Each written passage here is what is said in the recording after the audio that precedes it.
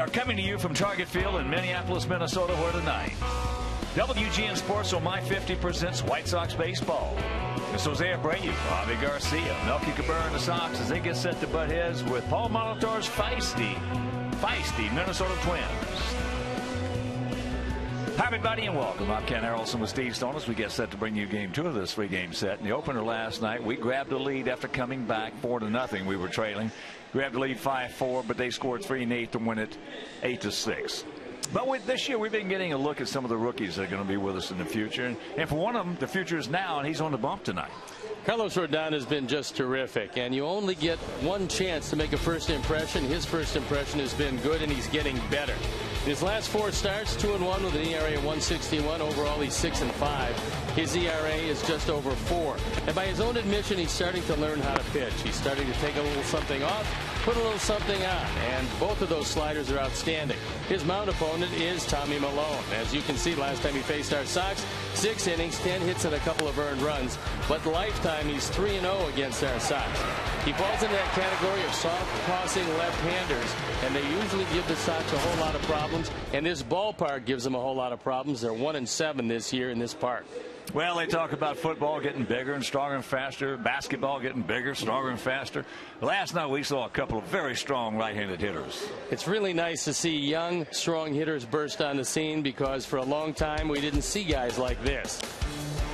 Avisail Garcia has tremendous speed to go with his strength. And he hits the ball all over. That's one of the reasons he's doing what he's doing. And as you can see lately, hitting .310, that's not bad. He put the Sox up 5-4 last night with a 2-run bomb. Unfortunately, Miguel Sano on the other side of the field has a whole lot of power.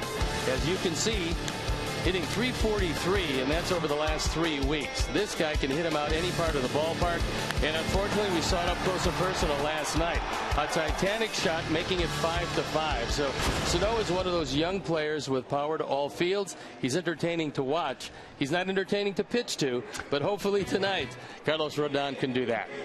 Well, besides our rookie who's on the bump tonight, we got Trace Thompson and 3 rookies in that lineup behind our rookie pitchers. So sit back, relax, and strap it down. White Sox baseball coming your way.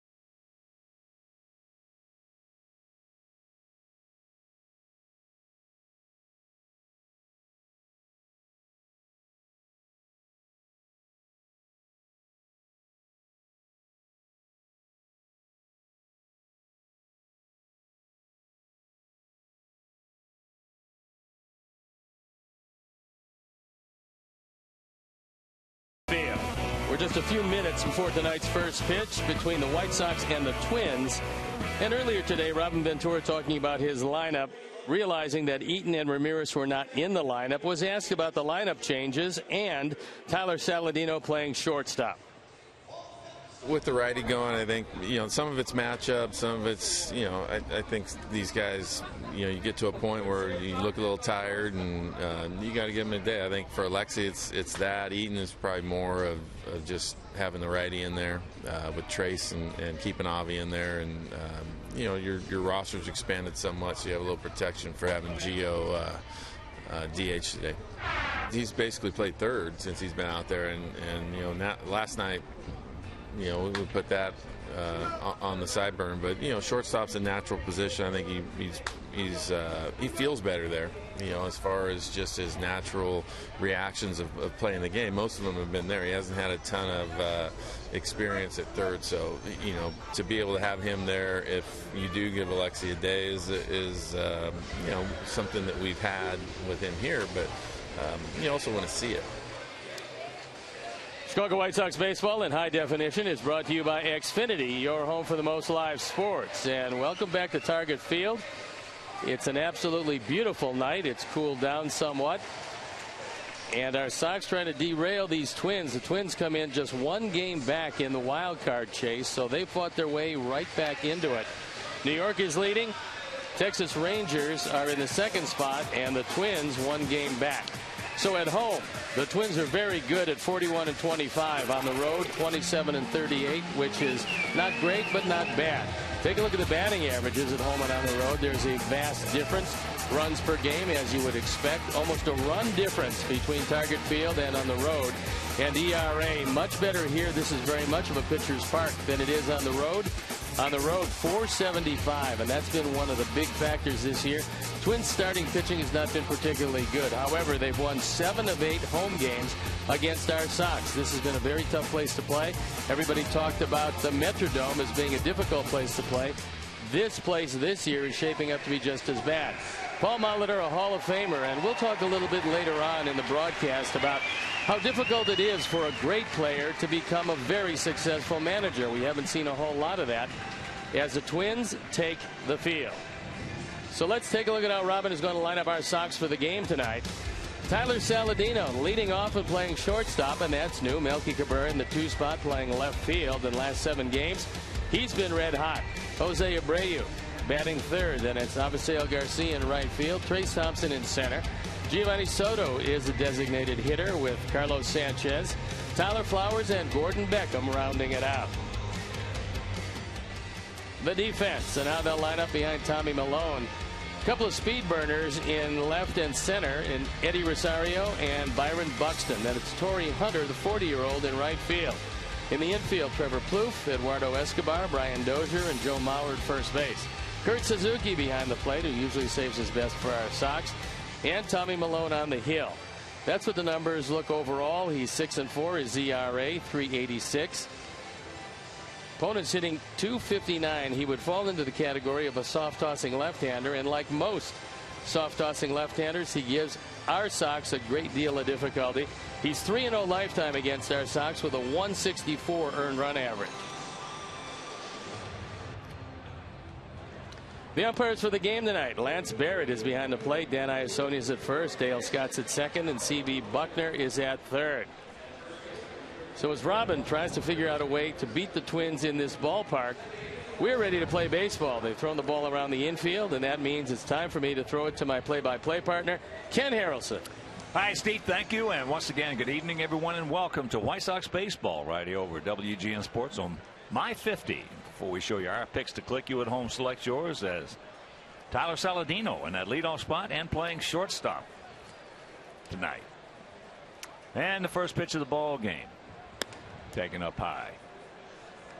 This year, Milone 2-0 against us with a 1.32. I mean, soft tossing left-handers just eat our lunch. Milone, when he goes inside to the right-hand hitters, usually tries to cut it inside. It's not an outstanding cutter, but it's not usually a strike. It's usually in off the plate. That ball into left field. They got a man there. Eddie Rosario.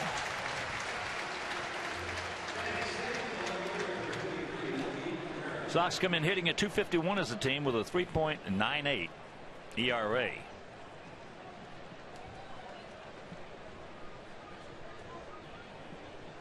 So here's Melky. Melky 0 for 4 last night. Hit a couple of balls hard. What new? Takes first pitch strike. Melky has faced Malone 8 times, has 1 hit. Big gap out there in left center if he can find it. And that's right at him again. So 2-line drive right at Rosario. Last pitch was an example of what Malone tries to do, and that is go in off the plate and hope you swing at it. Take a look on pitch tracks where this one winds up. You see the 2 is right there inside off the plate, and Melky hits it well, but he hits it right at Rosario. So here's Abreu. Jose 1 for 5 last evening, 2 for 8 lifetime off Malone.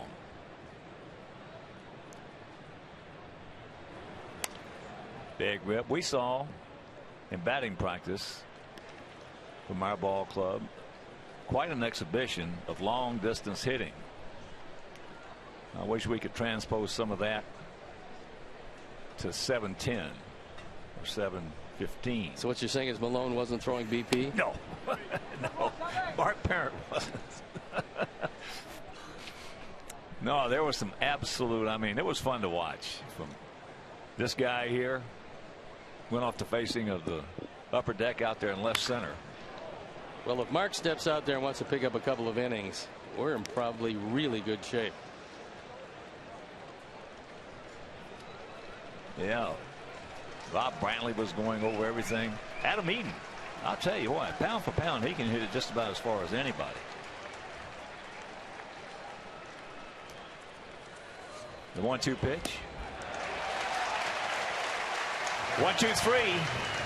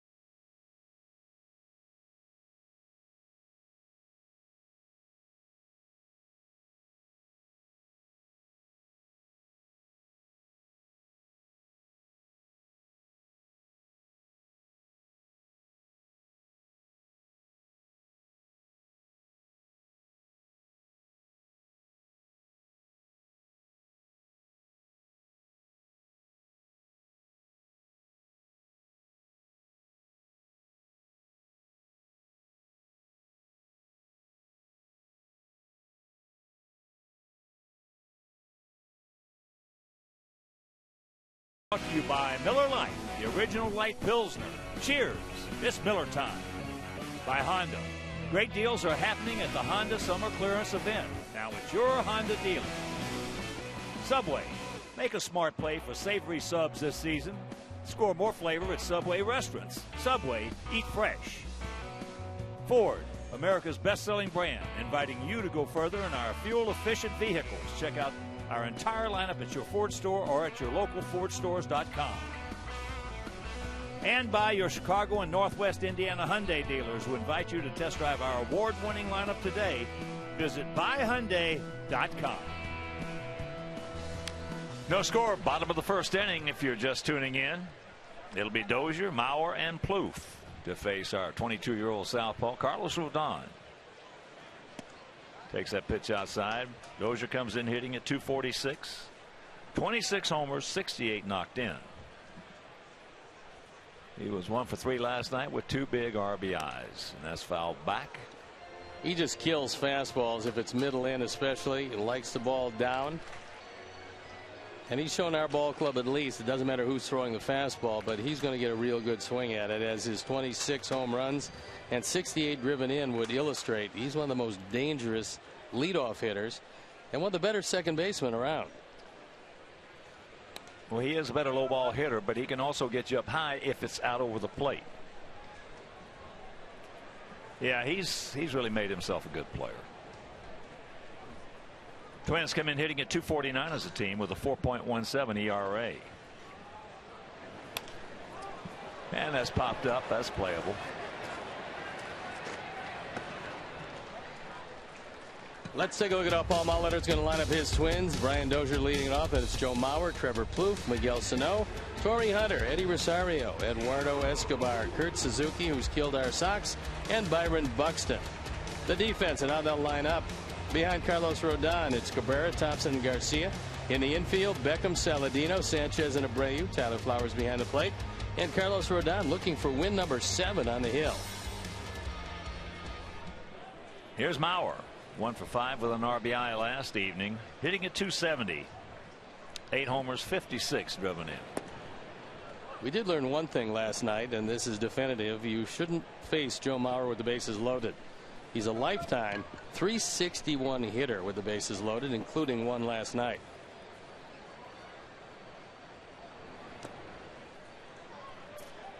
That pitch down low. 1-1 the count. And here at the ballpark, 339 down the left field line, 328 down the right field line, 365 in right center, 377 in left center, 411 to the deepest part of the ballpark, just to the left of center.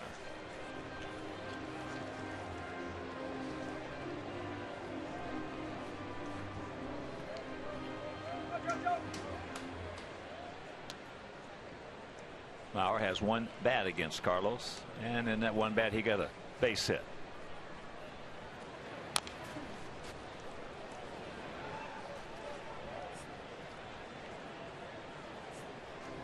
Here's a look at Carlos Rodon, looking for that 7th win with an ERA of .415.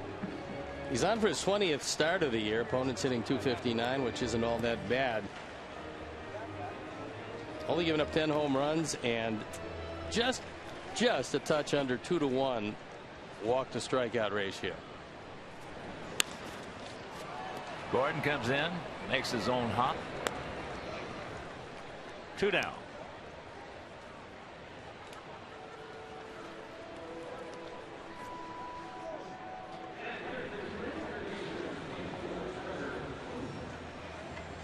I love watching young players play. It's just great to see how many young players have come up to the major leagues this year. In fact, in the month of August, more rookies hit home runs than in any month in the history of baseball. So we're seeing, we're seeing a lot of guys come up that are big and strong. We're seeing some great young pitchers. It's really exciting. Well, it's the best young talent I've ever seen come into the major leagues in one season. Baseball is very well positioned to be a lot of fun and exciting for a long time. But you look around our infield, you got a 2-year man, 2nd-year man at first, you got a rookie at second, you got a rookie at short, you got a rookie in center field. And with that year he missed, just a 2-year guy in right field. Lobby's still a very young player. I mean, he's been around for a bit, so everybody assumes that he's a finished product. He's really not. No. He's just going to get better and better and better. We're not going to get too much stronger because he's as strong as 2 men would need right now. Just a question of getting some loft on his hard hit shots, and he did last night. And that's a little bit low, and a full count to Plouffe. 0 for 4 last night, but he had a sacrifice fly. He's strong.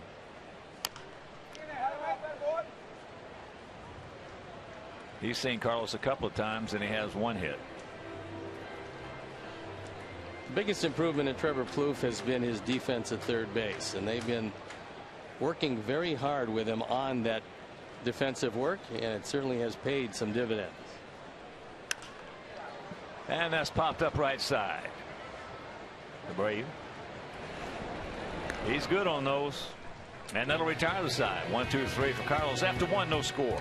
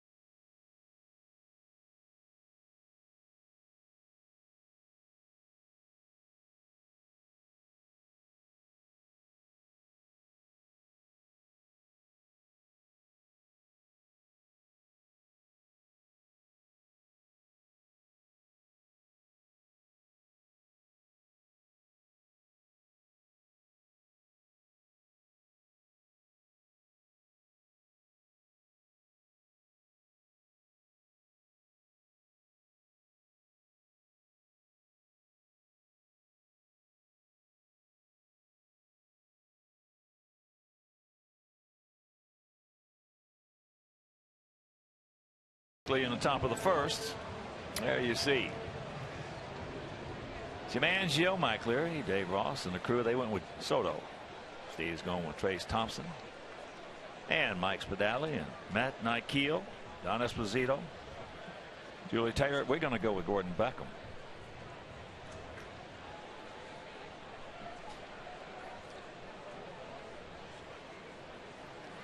And here's Avi. Avi at 268, 12 homers, 51 driven in. I like the way he took that pitch.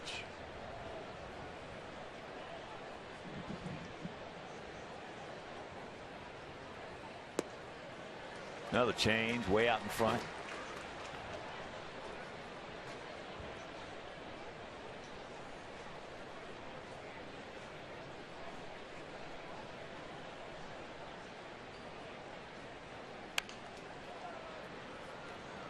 Bare hand, nice play. Well, that was just an outstanding effort. We've talked about the defense of Trevor Plouffe, and you're seeing the result of it right there. Normally, with most third basemen, that's a base hit. But knowing how fast Avi gets down the line, bare hand, throw in one motion, and getting it there a step ahead of Garcia, this is a big effort. So here's Trace. Trace, 15 for 33 since being called up. Couple homers, 4 doubles, 1 triple. And he takes first pitch strike. The fastball at 88. You might see him get it up to 89. Maybe. That's just off the plate, says Lance Barrett. What we haven't seen yet was a slow curveball that Malone has. We've seen the fastball. We've seen his attempt at a cutter. We've seen the straight change. The straight change has been pretty good.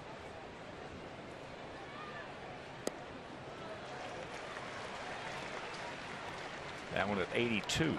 Well, here's the kind of guy that, I mean, he's got a history with us. We know what he throws.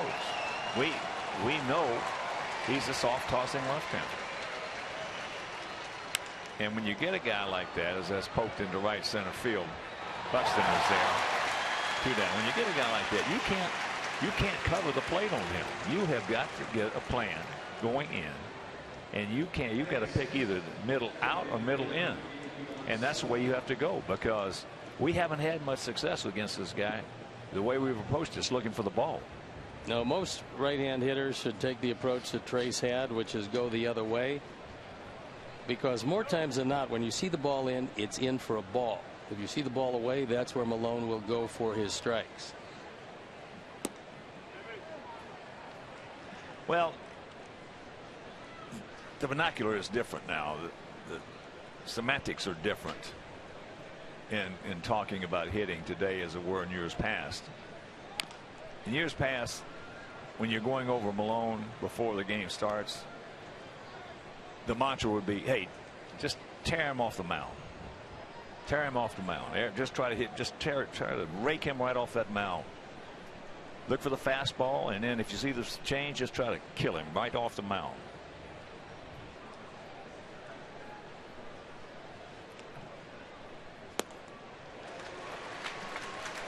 That one at 81. Soto at 245.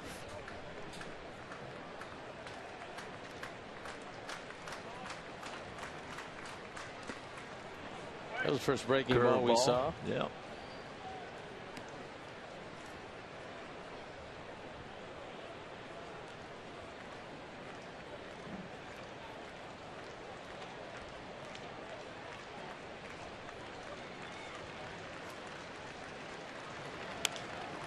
Hit him on the fist, made a good pitch. That is 6 up, 6 down, very easy.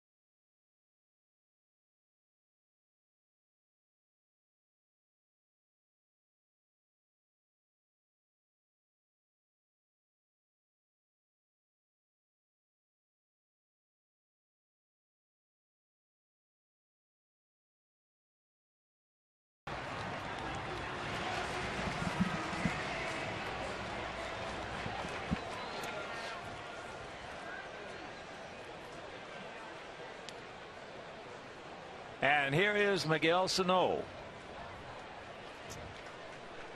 Cleanup hitter, DH, 3 for 5 last night with a vicious home run. Had a 3-2 get me over slider, and he didn't miss it. He also has a pretty good concept of the strike zone, and last night we saw him go 3-2 3 different times in his 5 at bats. Oh, that ball's hit way back.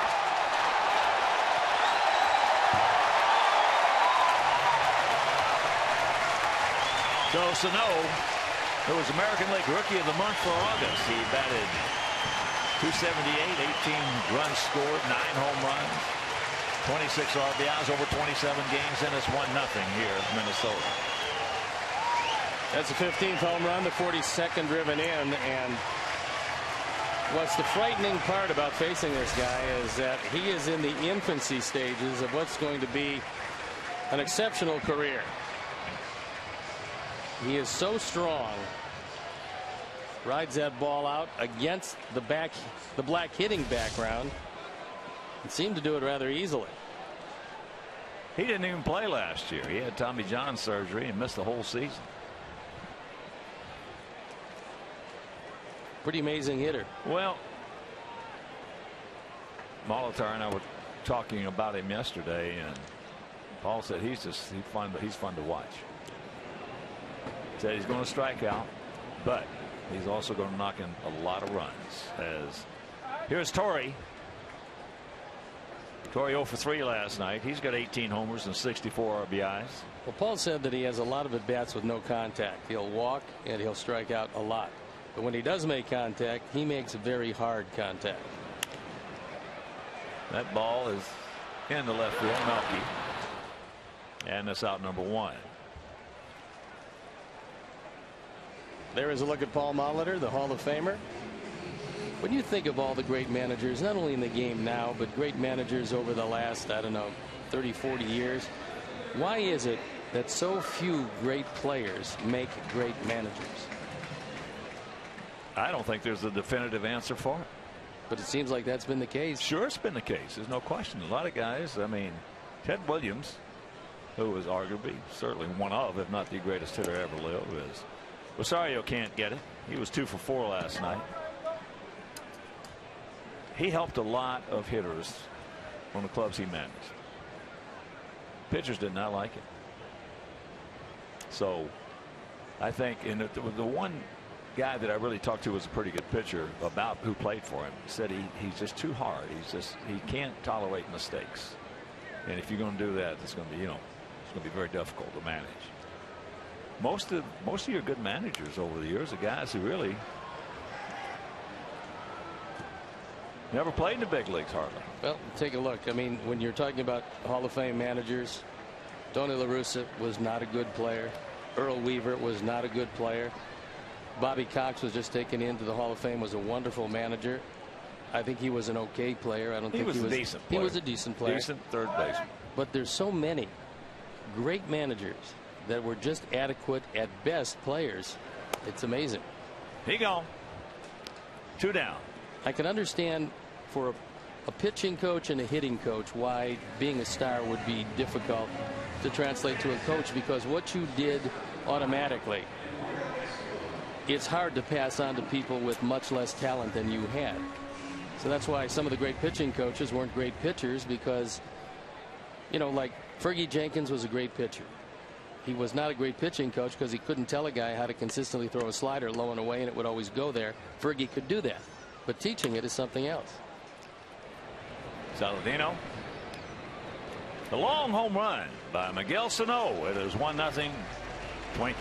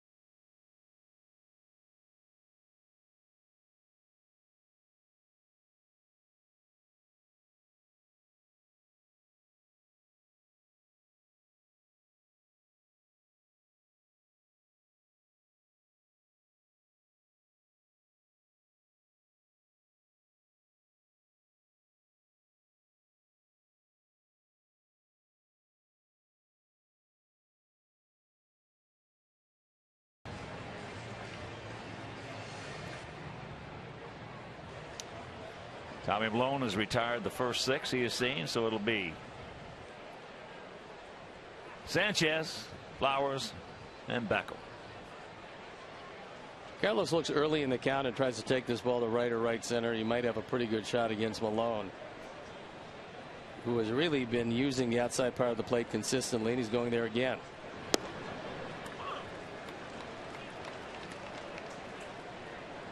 It's just getting harder and harder and harder to manage today. You've got so many things that come into play.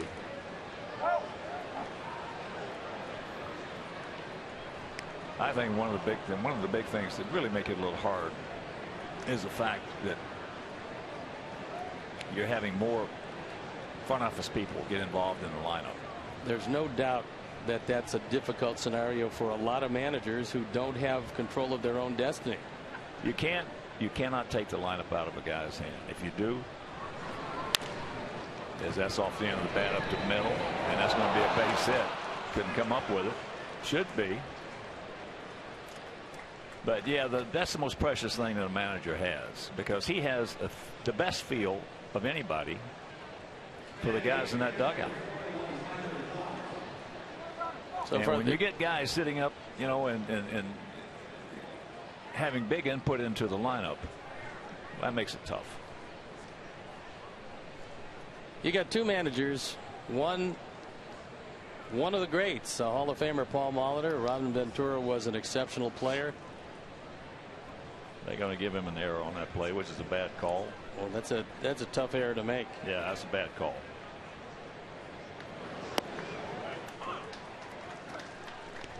Here's Tyler hitting at .219, 8 homers, 34 knocked in. That guy evidently never played shortstop, was making that call.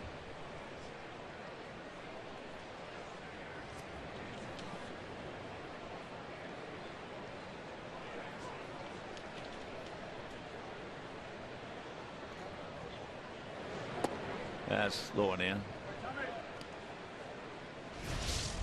We'll watch it again. You see where Escobar is shaded. He's shaded as a pull hitter. He can't come up with it. Even if he did come up with it, it would have been bang bang at first base one way or the other. Well, he probably would have gone if he comes up with it cleanly, because he's got such a good arm, but he had a long way to go. But they have an opportunity to change that in New York. They'll send it in.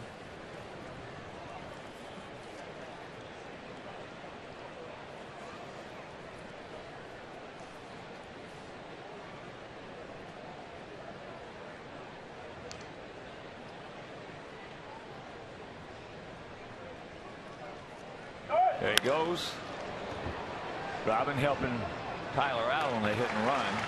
Made him stay with it and try to drive it to right center, which was a good call. He hit it well. Meanwhile, 1 out.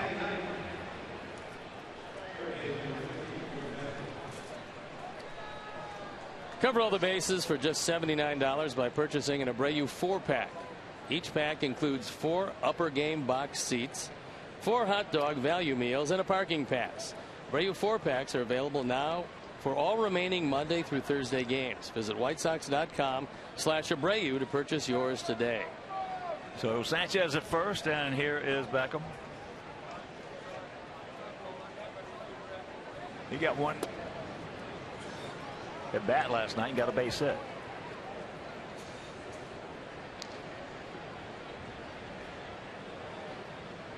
Four for 14 lifetime off Malone.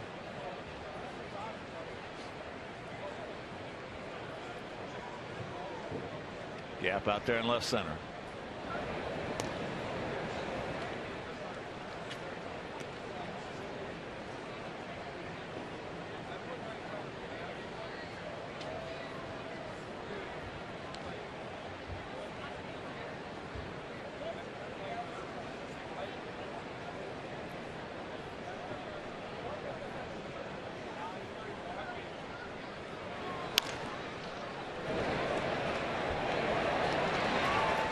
Just going to get Sanchez, the lead man, so 2 down.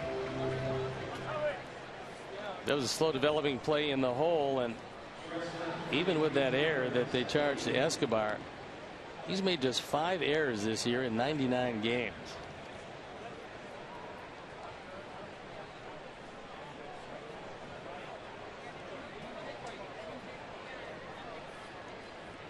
So here's Saladino.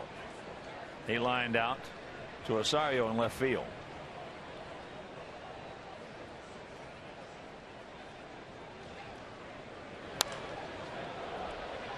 Softly off the end of the bat into the seats.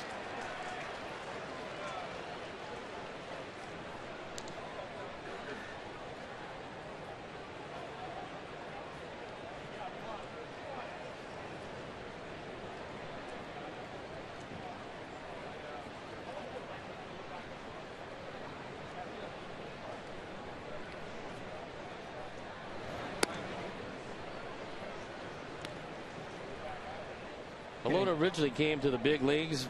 The Washington Nationals brought him there in 2011. Then it was Oakland. Then he worked his way to Minnesota last year. And he's back again.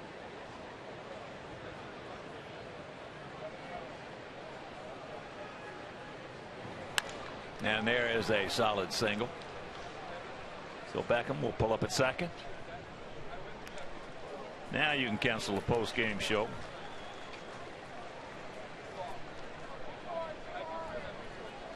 And it'll bring up Melky. I guess getting back to the real good players. I think probably Alvin Dark would be right at the top of that list, who was a real good player and a real good manager. He went to the World Series a couple times as manager. Not too many. Well, Mike Scioscia was and has been an excellent manager. He was a good player. He was a great blocker of the plate. Yeah, well, that was one of the best things he had going for him. You came away from that collision feeling like you were hit by a truck.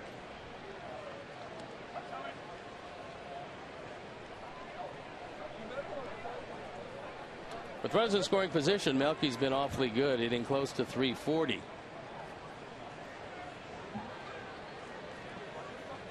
Buxton can really throw in center field. He's got a cannon for an arm.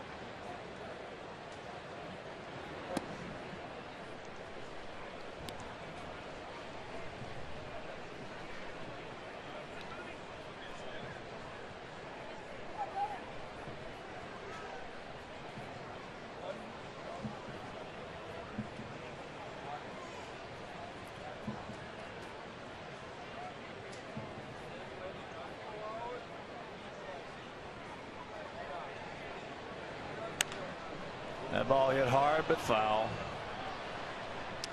Got way out in front of that changeup. Tried to stay back.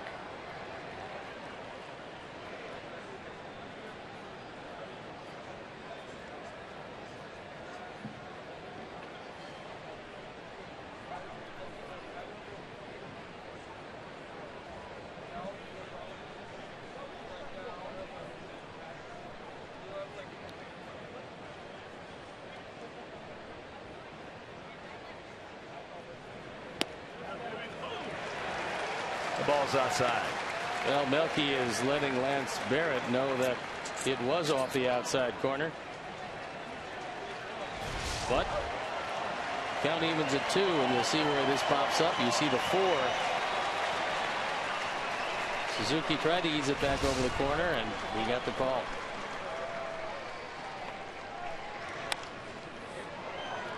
That ball into right field. Torrey Hunter's got a bead, got the ball, and that'll retire the side. We do get a couple of guys on. We get our first hit.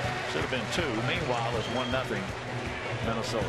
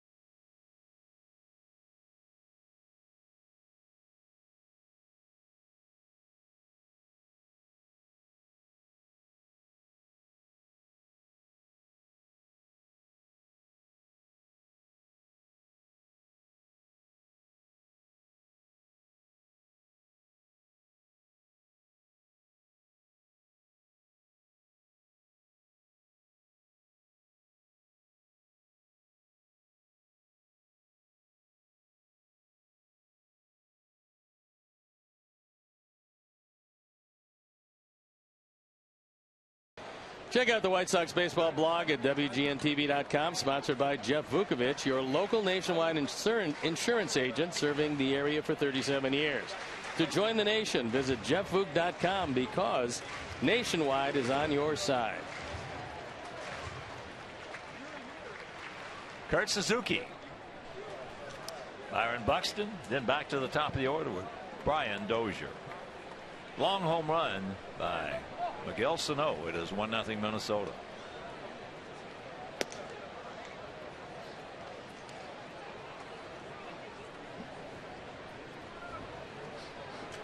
Suzuki had a very important sacrifice bunt in the 8th inning. It was not fielded by Zach Duke. It was going to go as a perfect sacrifice. As it turned out, Zach threw it up the line.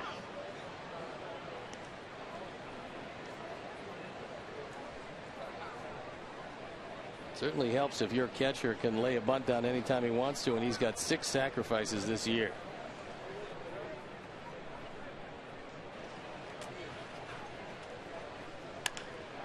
That ball hit hard. Yep. Nice play.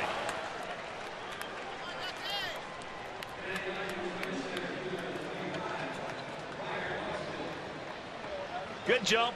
Nice catch. 1 out. And fortunately, this park is as big as it is, or Suzuki would have hit one against the wall or out.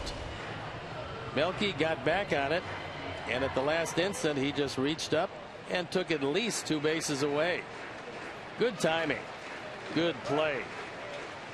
And Carlos Rodon, very happy about that. He saved him a lot of problems leading off the inning.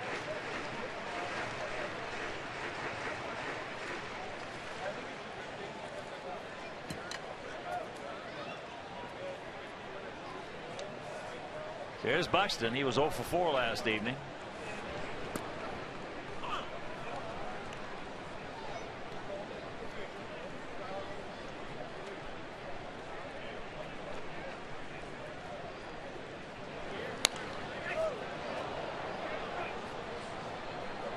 Got some finals. Yankees beat the Red Sox 13-8 at Fenway. Tanaka over Owens. Angels beat Oakland 9-4 at the Coliseum. Heaney against Gray, over Gray, I should say. Cincinnati beat the Cubs 7-4 at Wrigley. Hoover over Rondon. Chapman picked up his 27th save. Marlins beat the Braves 7-3. Conley over Perez.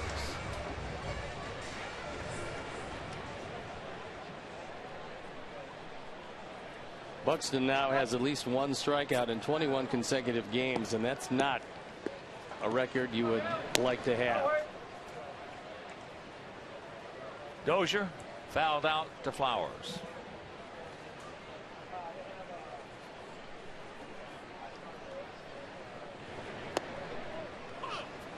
Nice changeup. Dozier's been just a terrific player. Not only his defense, but 2nd in runs, 2nd in extra base hits, 5th in doubles. Back. Nice inning for Carlos. And we'll go to 4th.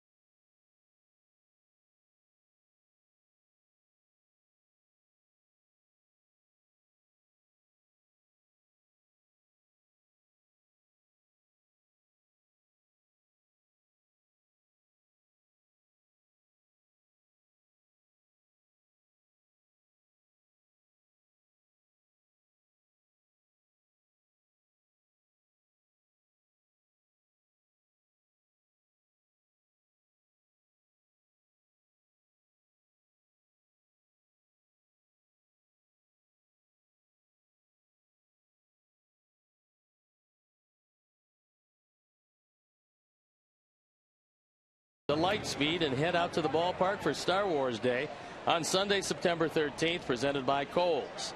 Come dressed in your best Star Wars attire and march in the pregame parade around the field. Also, the first 1,200 fans to purchase will receive an Adam Wan Kenobi bobblehead.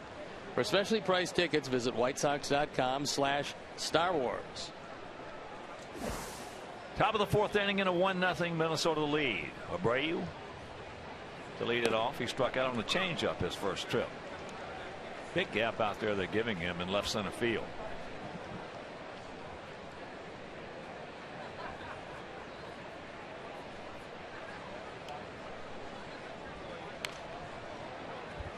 He got a good pitch to hit and was underneath. Really somewhat surprising. We've seen some shifts on Jose, but not much in the outfield that give him that much room to left center.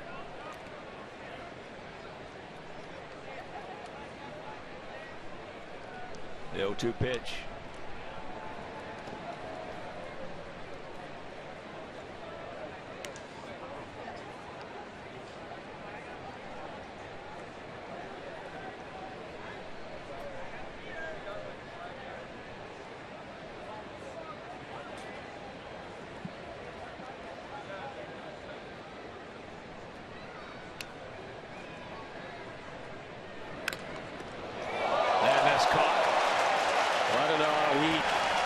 Able to corral that one, but he caught it. It found his glove. This wasn't going to be a base hit anyway, with Dozier playing up the middle, but it's quite a play by Tommy Milone. Fortunately for him, it was on the glove side. He actually caught the ball behind him, and that's that. Here's Avi. Hit a little slow grounder down to third. That Plouffe made a real good barehanded pickup and throw to get him. Just get him.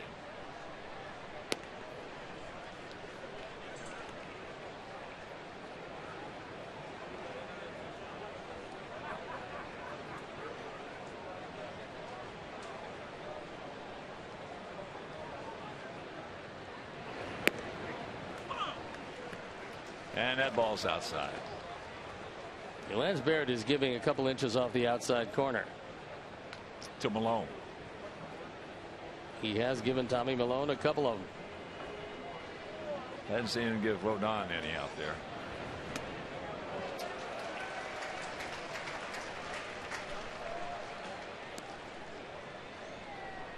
One and two the count.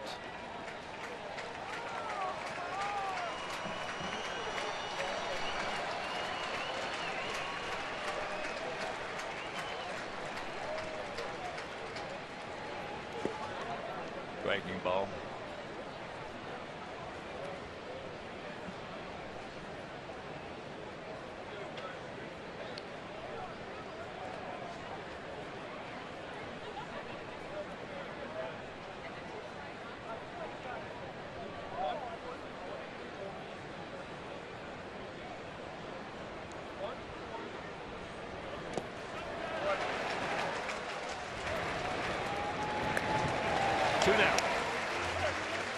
Another straight change, only this time Avi expanded his zone. Suzuki was able to block it. He missed his spot. Kurt Suzuki wanted this ball away. It was pretty much low and on the inner portion, but it was effective.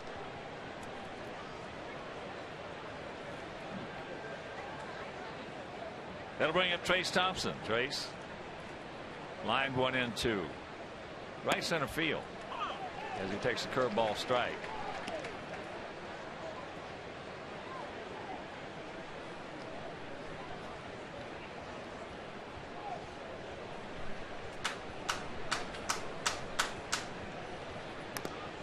Change up. You cannot look for the ball off this guy. You gotta have a plan. You gotta have in this case, a bad idea is better than no idea at all.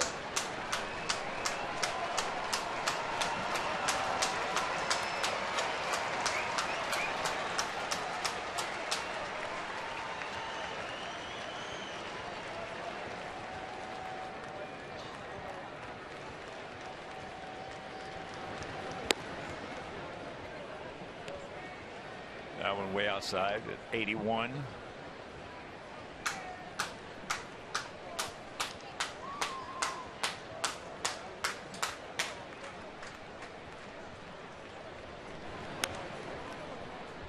And then runs that fastball up and in. Yeah, that's more like a show me fastball. He's going to throw it up, and he's going to make sure that it's in, so he can get you out with a straight change, either down and away or just down.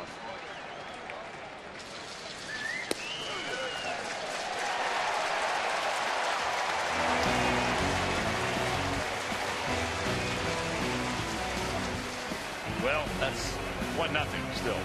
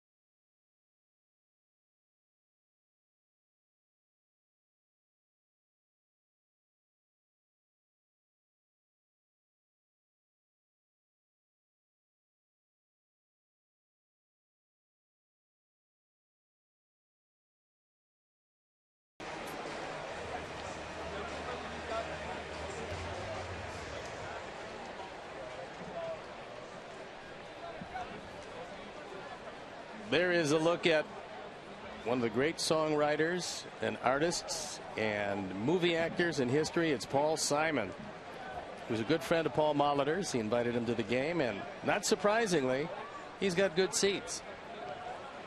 And here's Joe Mauer.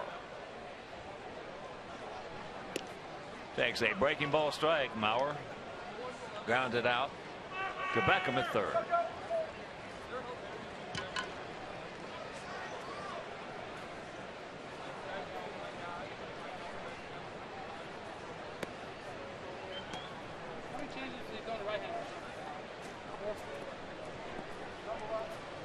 One run, one hit, one error for them.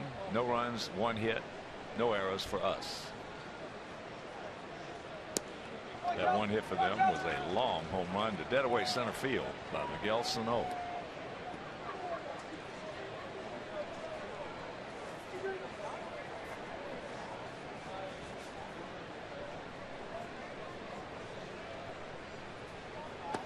Yes, he did. Mauer's reached base safely in 22 straight games. And last night, it took him until his last at bat with the bases loaded in the 8th inning to extend that streak.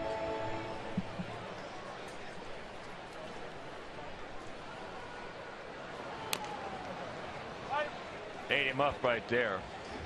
That one at 94 and off his hands.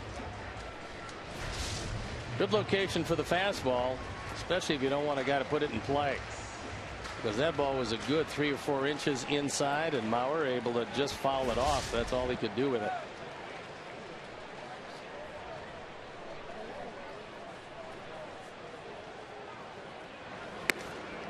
Got to double him up and a full count.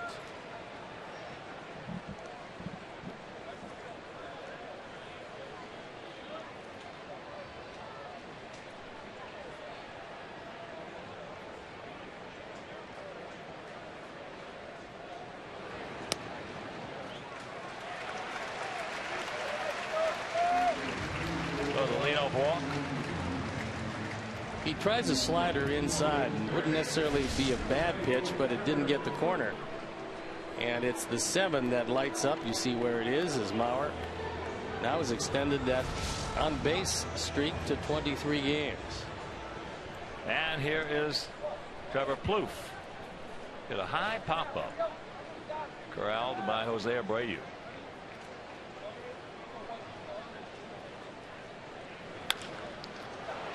And that's up the middle. So the leadoff walk will stop at second.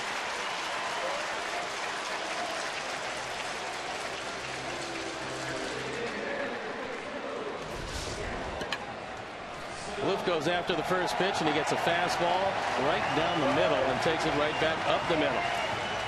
Just barely able to get it by Saladino at shortstop. Mauer cannot advance beyond second base.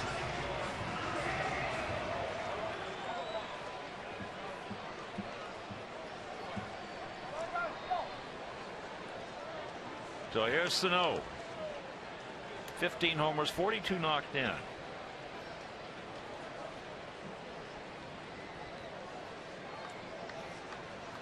Impressive home run last night, even more impressive one tonight.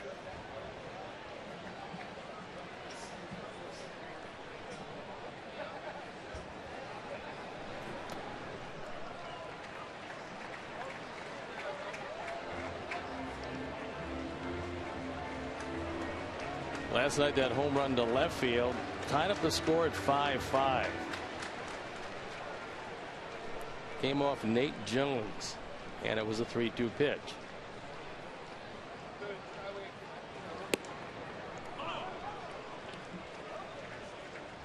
That strike evens the count at 1. This is just the 51st game that Sano has played. He's got those 15 homers and 42 RBIs.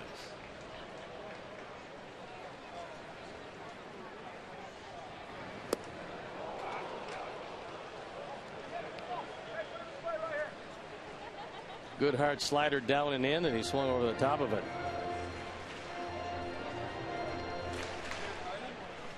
1-2 the count with Torrey Hunter on deck.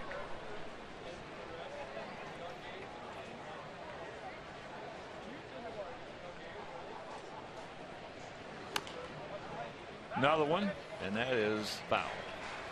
Last night's home run of Nate Jones, it looked like a slider, and it slid its way out of the ballpark. And tonight, the Mazda replay, leading off the second inning, he takes it to straightaway center, hits it high off the batter's eye in center field, and that's where we stand at 1-0.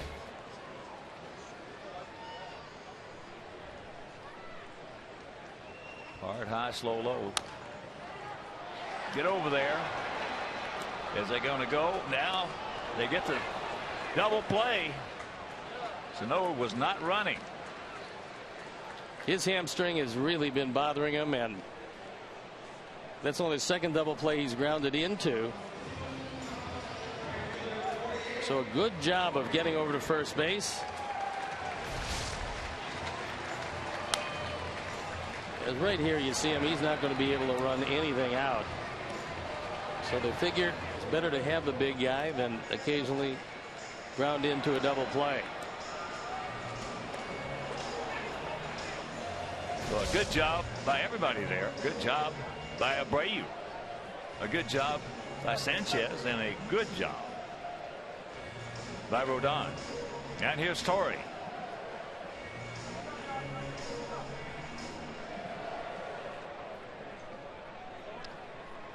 Torrey had a soft line drive to left field. That Cabrera Melky caught.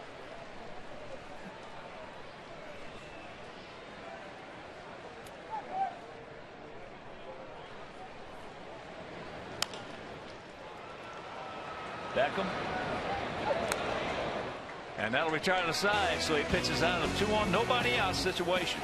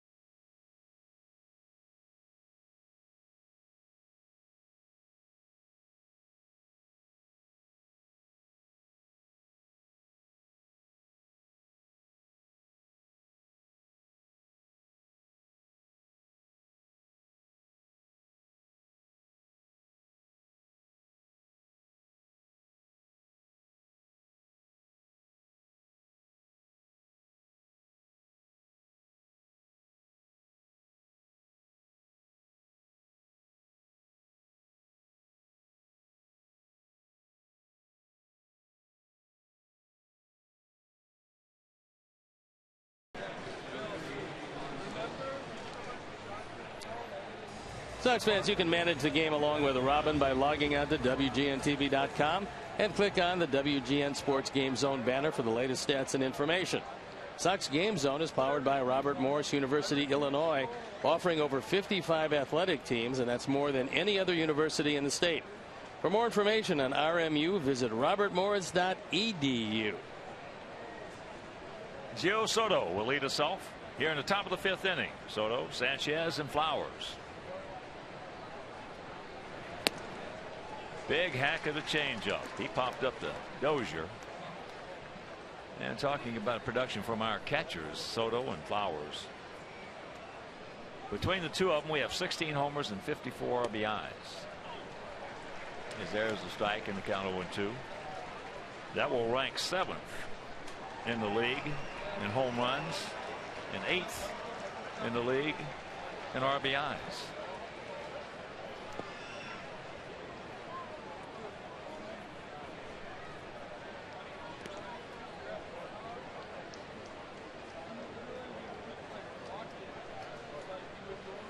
One and two the count.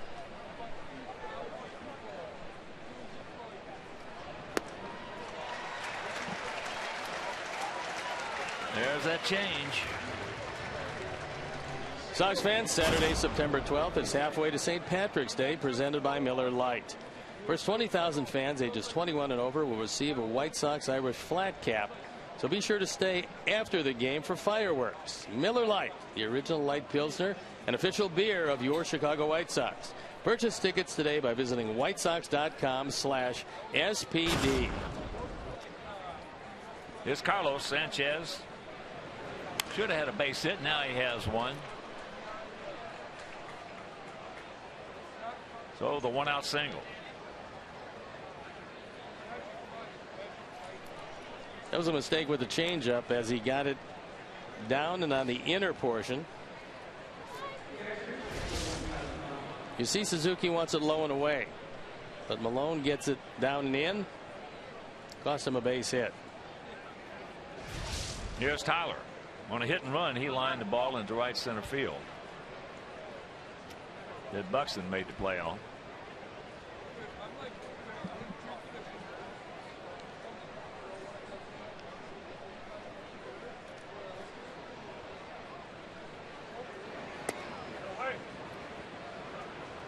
Want to know the count.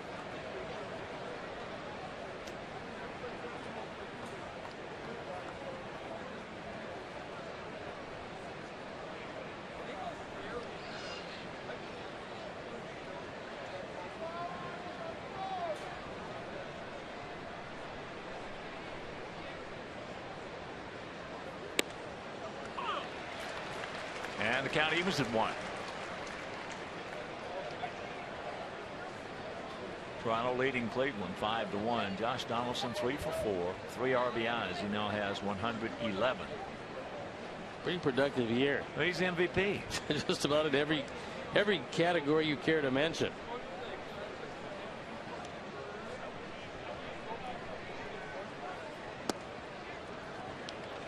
And that changeup down low.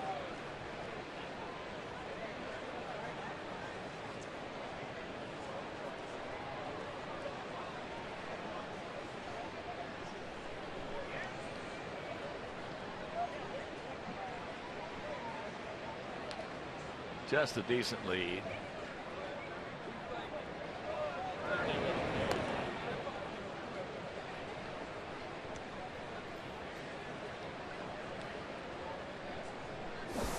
This is what it looks like in the wild card race, with Minnesota a game back. The Yankees, who won today, extending their lead to 4.5. The Rangers right there, and the Angels, who fell off for a while, starting to find their way back into this. Uh-oh. Makes it. Bad throw. And Sanchez did a good job going into second to disrupt the rhythm on that throw. Escobar thought it would be easier for him to take it throwing as he steps on the bag. But Carlos right there to upset him. The throw is off the mark.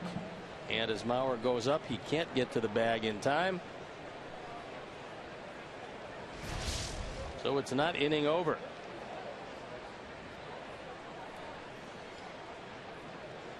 That'll bring up Beckham, hit into a 6-4 fielder's choice. Big gap out there in left center.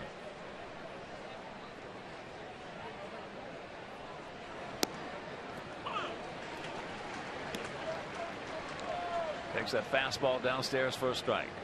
It's pretty surprising if you expect that Gordon Beckham's going to hit the ball to the off field. You would think Rosario would be well off the line, because down the line usually is 2 bases anyway. But there's such a gap in left center that Tyler might be able to score on a drive that way.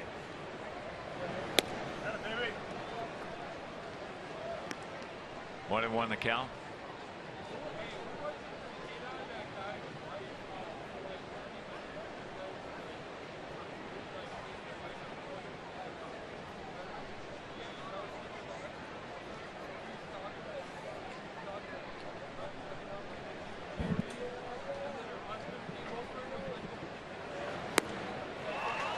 And the changeup.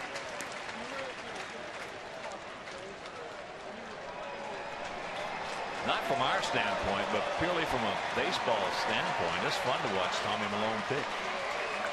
Well, he does work you over and doesn't give you too many strikes to swing at.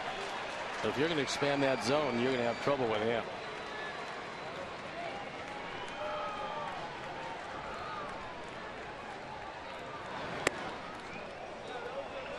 Checks it up.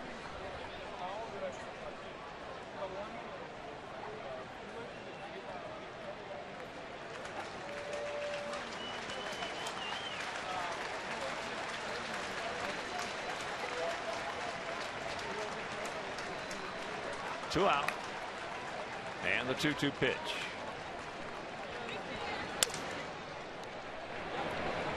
Underneath, over to Dozier, and that'll retire. We're halfway home. We trail it 1-0.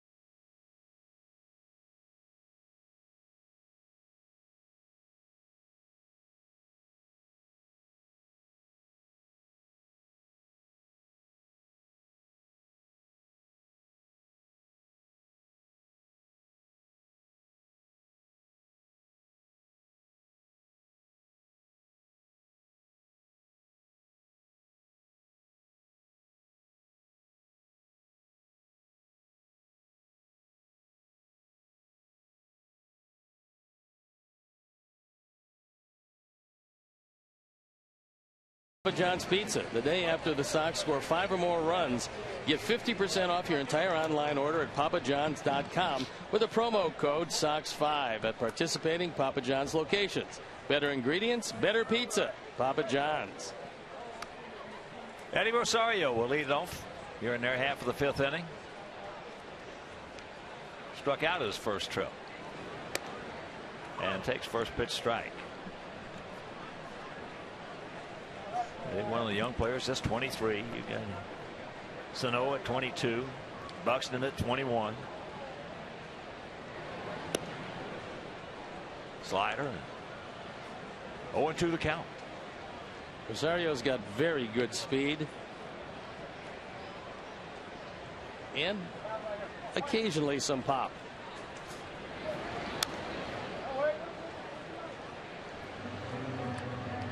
Well, he actually has a good swing. Good short, quick swing. There for a while, that minor league system for the Twins had pretty much dried up. But the last 5 years or so, it's been pretty productive. Foul tipped, hung on to, he gone. I think Rosario wants to check with CB Buckner to see if in fact that ball hit the ground. That ball did hit the ground. Now the question is CB going to be able to see it?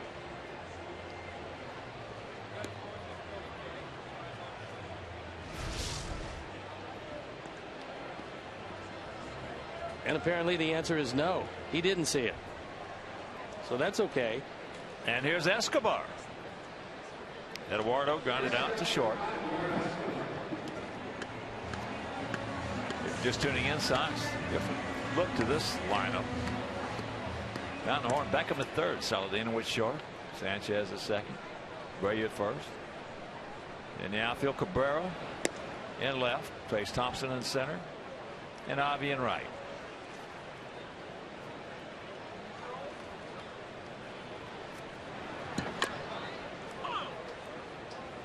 Last 12 games, Eduardo hitting .391 with 4 home runs, 8 doubles, 9 driven in, and 15 runs scored. Well, he was 3 for 4 with a big RBI last night. Couple doubles. I talked to him. He's a natural right-hand hitter, but like so many, you get more comfortable hitting from the left side because you hit from the left side just about 65% of the time. Never forget the day he was traded. Boy, he was heartbroken. And we had tears in his eyes. He gave up a pretty good player. Oh yeah. That was, I think, the Francisco Liriano deal. Yeah.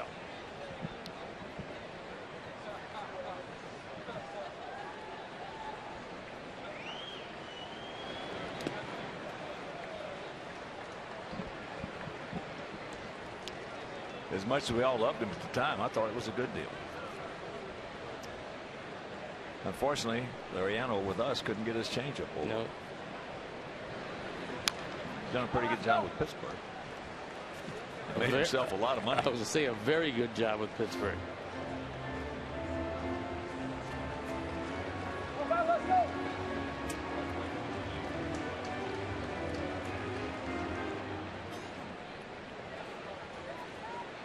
Once again, the payoff.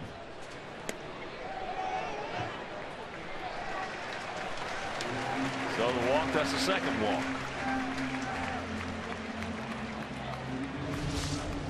We'll take a look at it from the side. That's how Dan Iasonia saw it. Looked like he might have gone around a little too far, but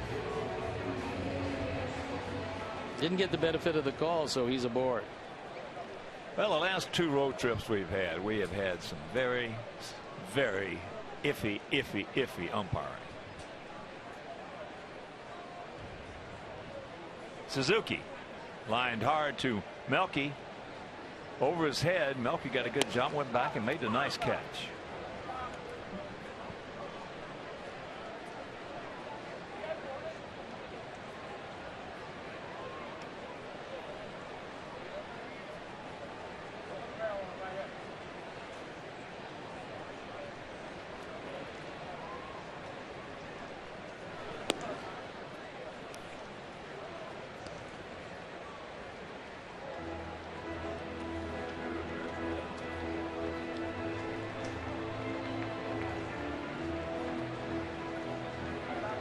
Tomorrow, the finale of this series, 12-10 start. The Samardzija against right-hander Kyle Gibson.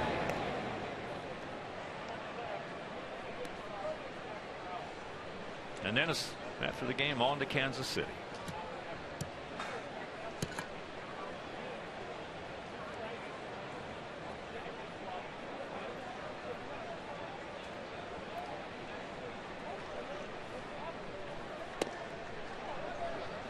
Pretty good pitch, didn't get it.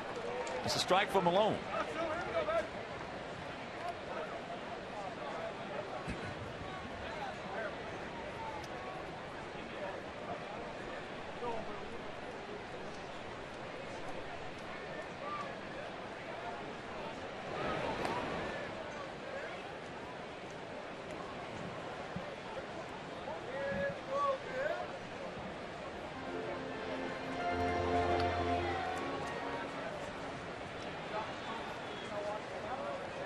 Outfield slightly to the right.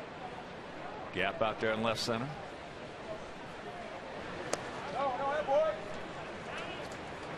And that pitch right at the bottom of the zone. So 3-1.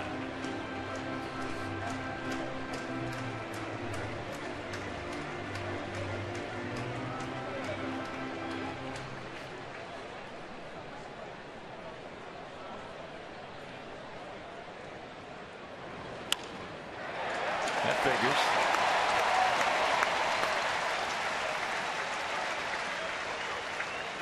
Two on, one out. Don Cooper coming out. He wants to talk with Carlos. He's not the one you ought to be talking to. That one right back up the middle. So 2 on and an out.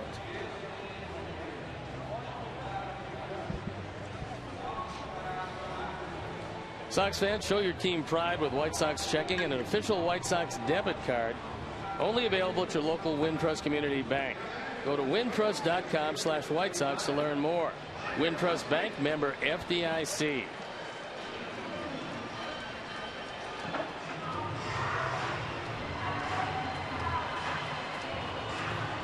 That'll bring up Byron Buxton. Struck out his first trip.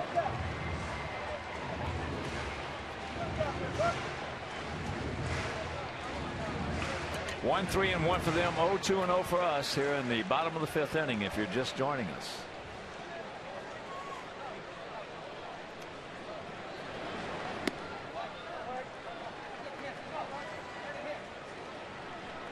In this situation, runners at first and second with 1 out. Twins hitters have delivered at least 1 run 38% of the time, with the league average at 39%. Sox pitchers have been better than that. They've only given up at least 1 run 31% of the time. That's well below league average.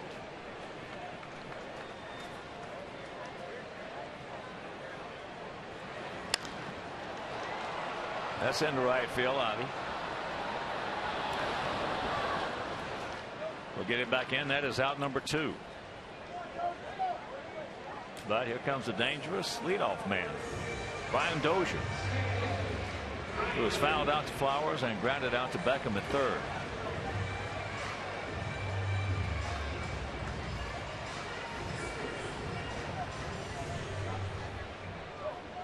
Dozier was one of those guys who they really liked his bat but couldn't find a place to play him all the time. So eventually he found his way to second base, where he's made himself a whole lot better than he once was. Now he's not only a plus defensively, but he's a huge plus offensively.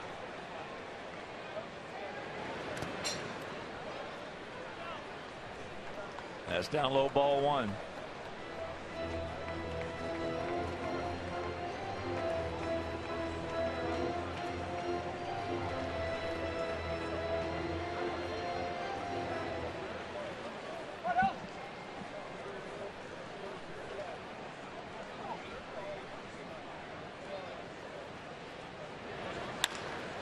That ball hit hard, but we got a guy there. Back on the track, made that catch. Boy, is he graceful or what? Reminds you of Devon White, just loping back there. Nice play, Trace.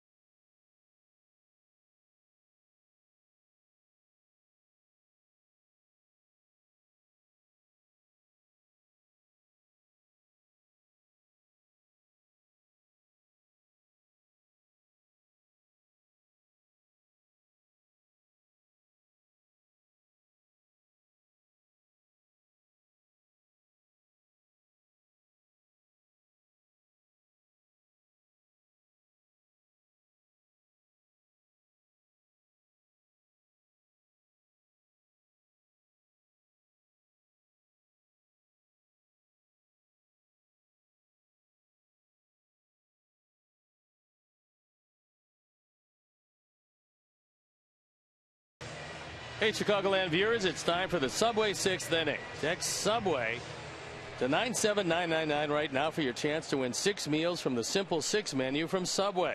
Message and data rates may apply. Subway, eat fresh.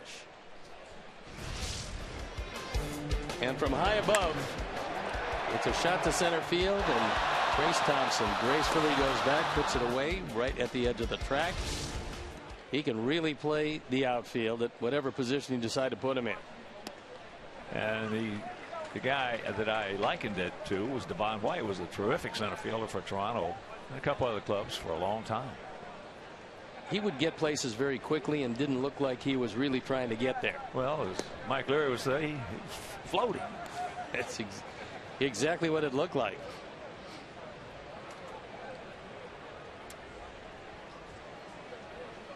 Saladino is lined to left and singles sharply to center.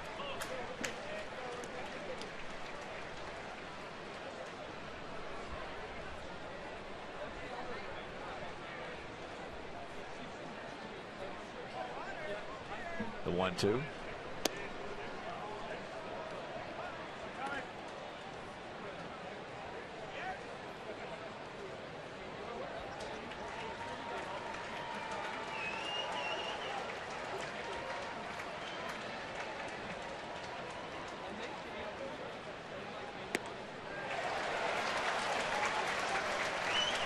He's not going to throw a lot of fastballs over the plate. No, and in the strike zone. The thing with Malone is that when he goes to get you, he's going to change your eye level. The eye level of Saladino in that at bat was all down somewhere between the knee and the thigh. Then when he went to get him, he threw him a fastball up and out of the zone, changing eye levels as well as velocity. And you know, the velocity is 87, 88, so that's not going to throw it by you, but it's changing eye levels that will. Melky has hit 2 line drives, one at the left fielder and one at the right fielder.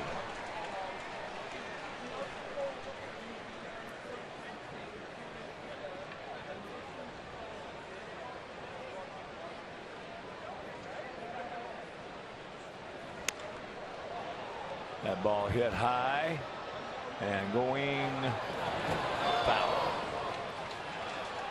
Just got out ahead of it. Trying to take it down to a very short part of the ballpark, but hooked it in front of the pole. And Malone about ready to deliver pitch number 74.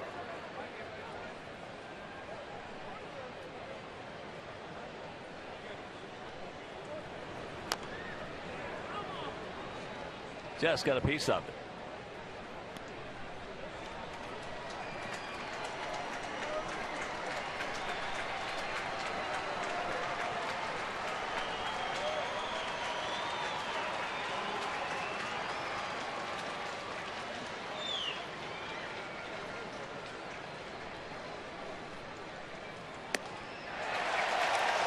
Changing eye levels. That's exactly what Malone will do. He's not going.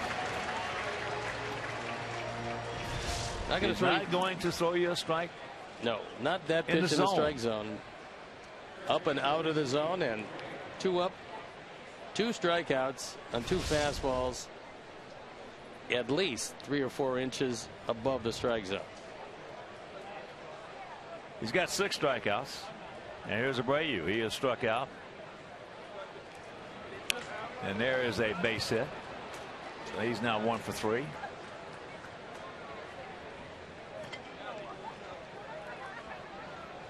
He waited back just long enough on a straight change, and even though it was out of the strike zone, he was able to keep the inning alive.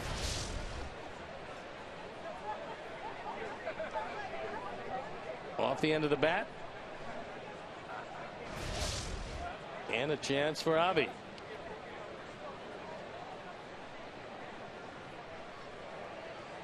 Avi 0 for 2. Blues made a good play to get him, and he struck out on the changeup.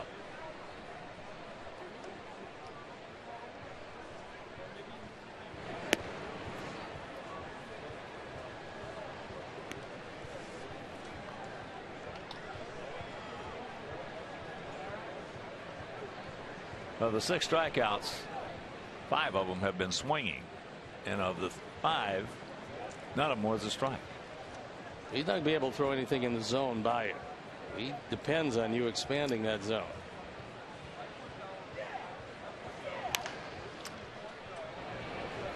Over to second for the force, and that'll retire the side. We'll go to the bottom of the 6th. It's still 1-0 Minnesota.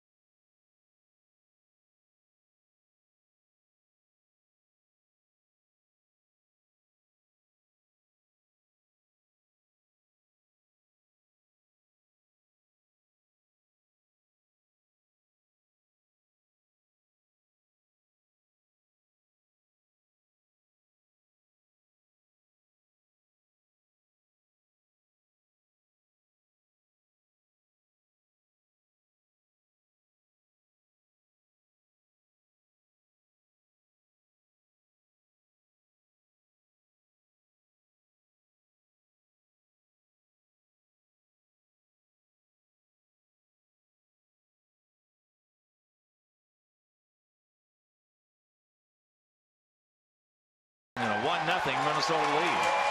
This is the toughest part of the batting order, and it's the 3rd time through, so this is where Carlos really has to button it down. He's already behind a run, and he's got to deal with 2, 3, and 4 in the batting order. If you're just tuning in, that run coming leading off the 2nd inning, a long home run by Miguel Sano.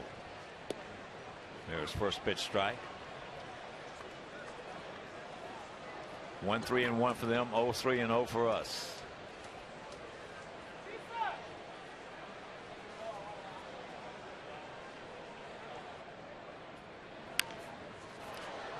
And a count very quickly, 0-2. The fastball at 95.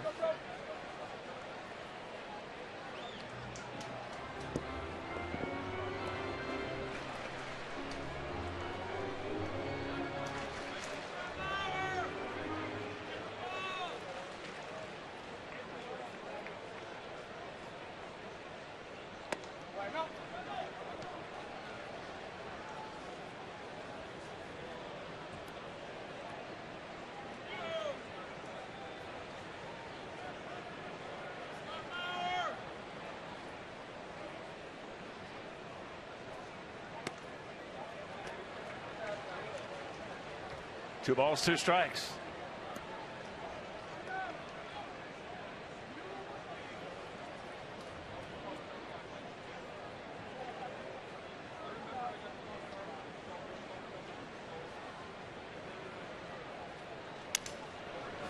That's a fair ball. Look at the pick by Abreu. Boy, has he been throwing some leather or what? Nice pick, Jose.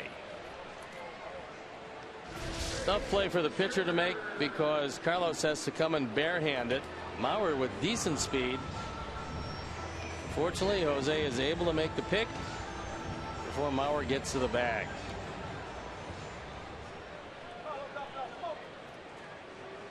That had visions of right field. Well, the best part of that one was it was the long hop. That ball actually hit on the grass and skidded Jose, who made a nice pick. That was not an easy one.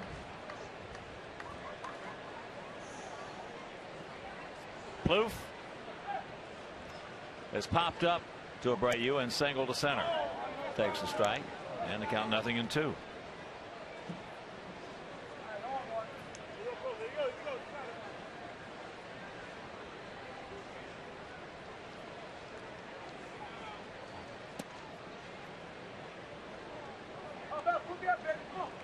That one down and in.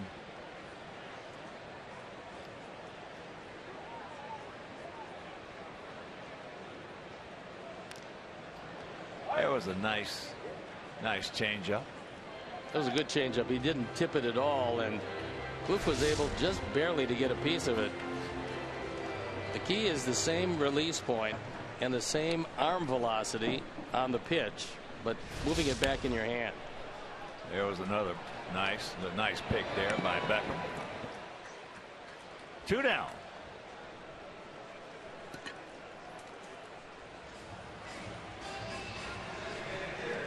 So here comes Sano. Pretty good numbers for Carlos Rodon at 5 2/3 with just the 3 hits and 1 earned run.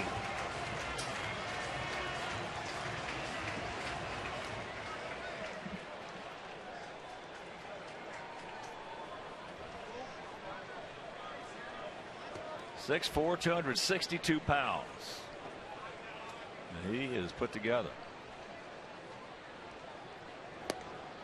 And if you missed that home run, if you're just tuning in, this coming back leading off the 2nd inning.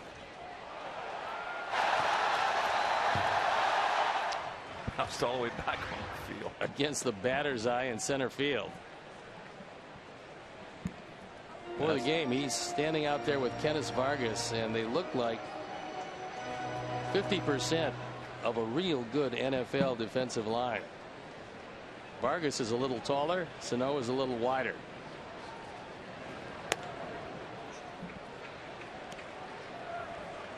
Three 3-0. Don't throw him a cookie.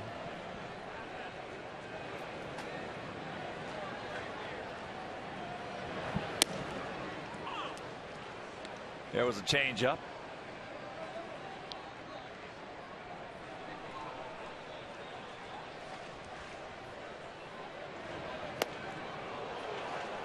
Another one, and the count 3-2.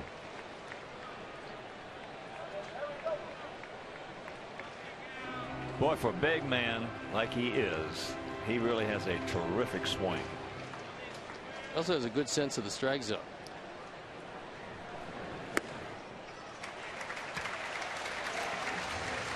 Didn't have a chance there. Hey, Sox fans, check out the Xfinity Fundamentals deck overlooking left field at U.S. Cellular Field. It's accessible from the 100, 300, and 500 levels. Young Sox fans can learn baseball fundamentals from Chicago White Sox Training Academy coaches. Space features batting and pitching cages, base running areas, and more skill instruction. It's all from Xfinity, your home for the most live sports. Torrey yanks that one foul. He's really had a tough run of it since the All-Star break. He got off to a great first half. Been hitting 160 since the break.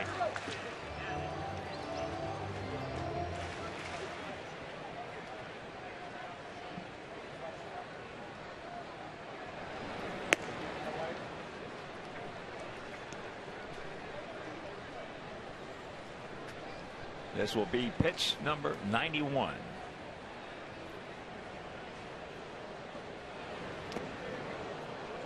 Big hack, according to the scoreboard out there. That was a good changeup by Carlos. As for the first time tonight, he was looking at his hand. He's had a few blister problems.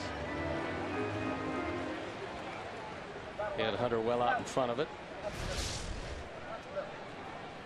1-2.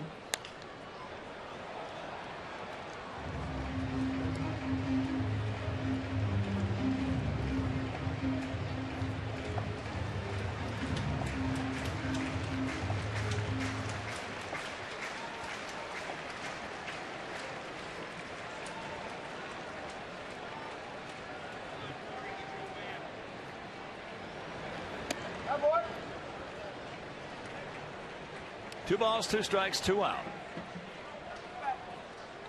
In a 1-0 Minnesota lead.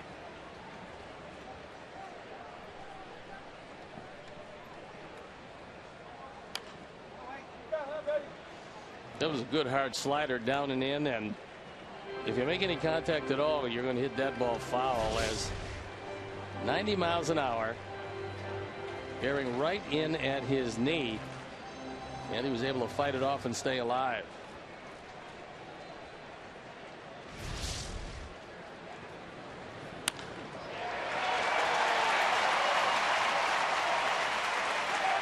So 2 on, 2 out, and that'll bring up Rosario. His back-to-back sliders, that one had more of the plate than the first one did.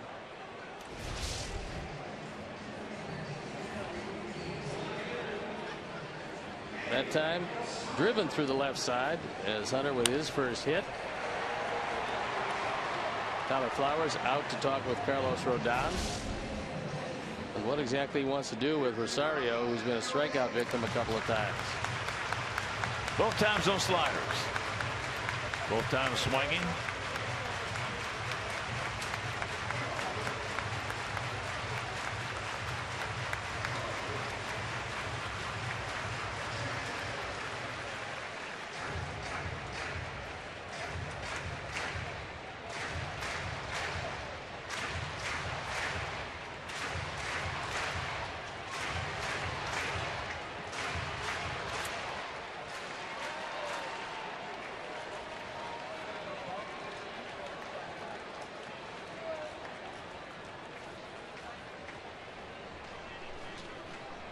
No speed at second, in case there is a base hit. It's most likely going to take one in the gap to score Sano, as he's nursing a leg problem, but Twins need him in their lineup.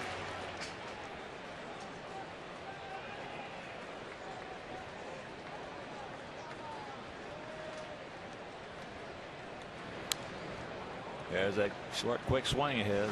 Boy, he made his major league debut back in May 6th. As we take another look at this.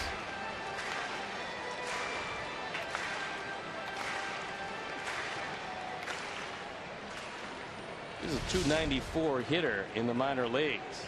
It started in 2010 through last year. Well, he did something not a whole bunch of guys can say.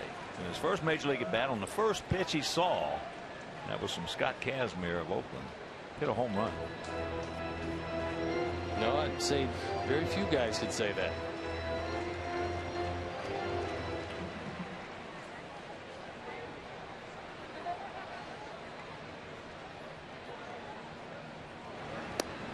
He gone. The hat trick. They strand a pair. And we're to the 7th, trailing 1-0.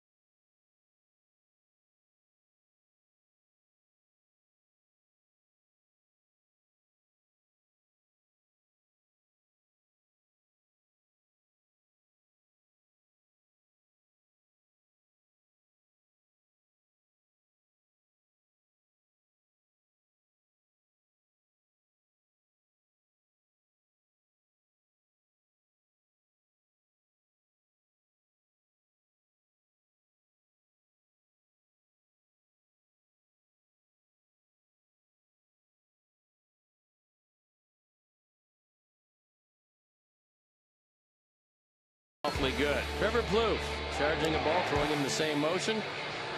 Melky going back and robbing a 2-base hit.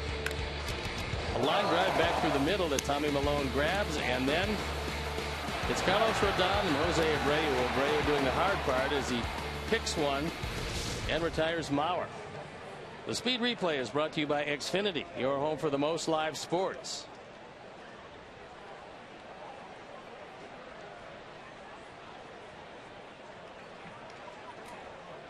Trace Thompson, Gio Soto, Carlos Sanchez.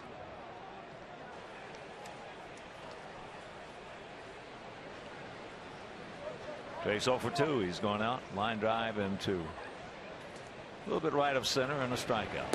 Curveball. This outside was not a strike. Anything close Malone is getting tonight, as long as Suzuki catches it.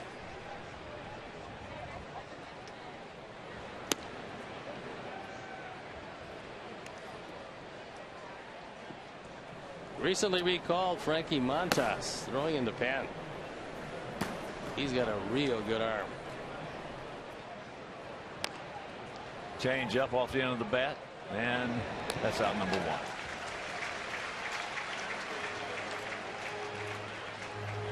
There's a look at Casey Fiend. I don't care if it's Mariano Rivera. Get somebody in there. We cannot do anything with Tommy Milone. When Fiend was in last night, and he gave up a bomb. Gio has popped to second and struck out.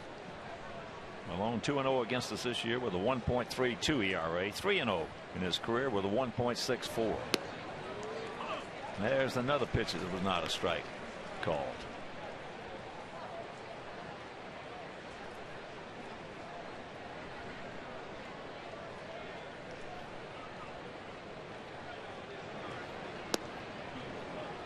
There was a strike and he didn't call it.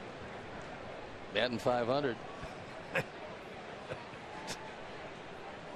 Heads both times.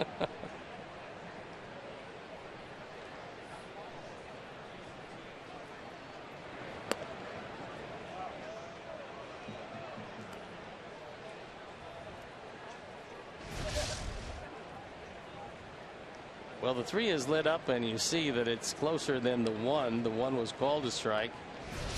2 and 3 were called balls.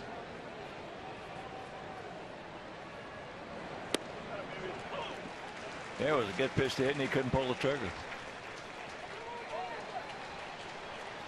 Jake Petrichka joining Frankie Montas.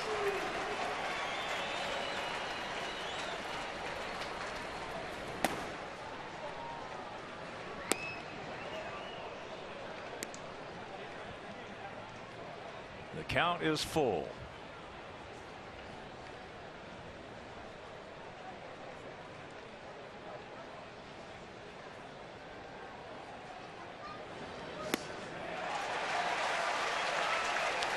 Change up, 2 down. For the second time tonight, Gio goes down on strikes. This one has the whole plate, and Gio was well out in front of it. Pretty impressive numbers so far. 7 strikeouts, no walks, just 3 hits with 2 outs here in the 7th inning.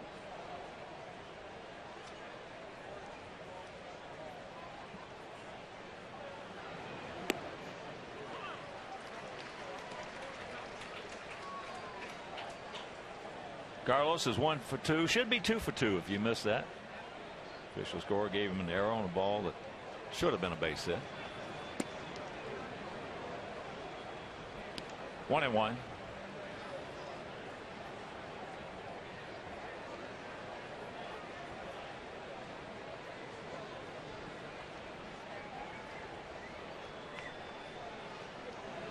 Watch out.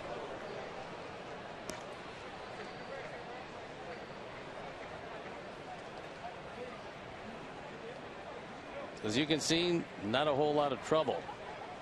17 pitches in the 3rd, the most he's had in any inning.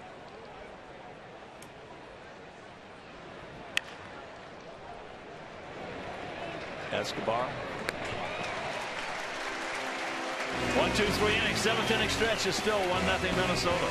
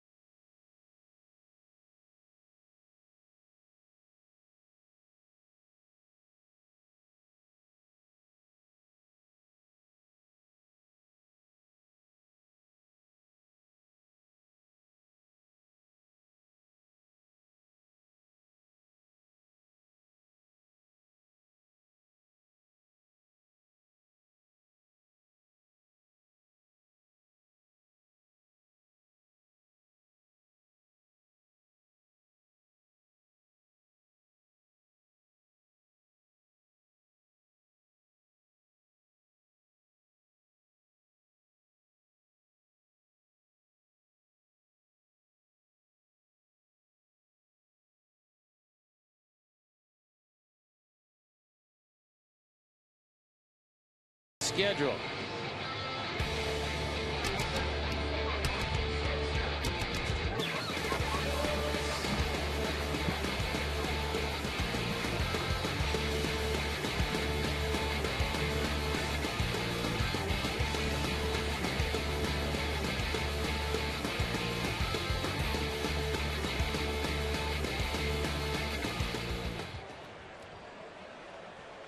Eduardo Escobar will lead it off. 1-0 Minnesota. Leadoff homer in the 2nd inning by Miguel Sano. A bomb to center field. Escobar is grounded to short, and he has walked.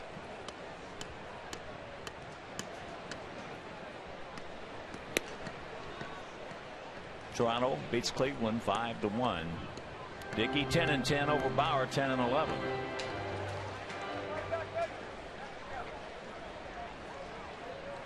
Josh Donaldson 3 RBIs. He now has 111.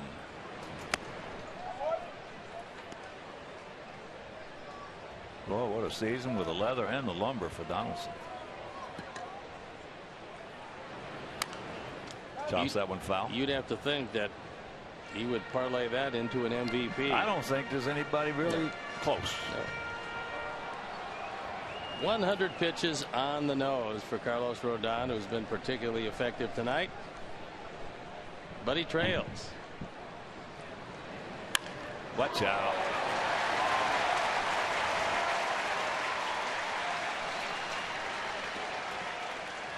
A bullet right back through the middle. And here comes Robin. Eduardo from his natural side, the right side, takes a slider right back up the middle for a base hit. So Robin has made the call. Carlos pitched well, buddy. Another good outing for our young 22-year-old southpaw. He'll depart, and we'll be back.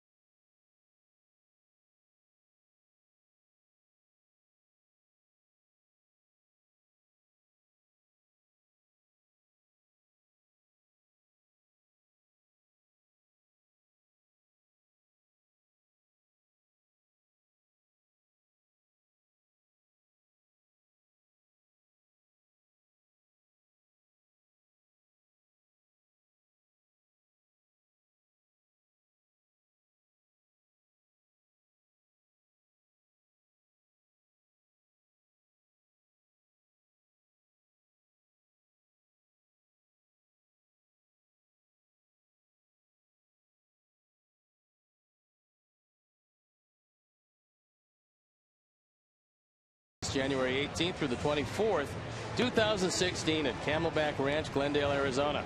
To reserve your roster spot, email fantasycamp@camelbackranchbaseball.com or call 623-302-5078.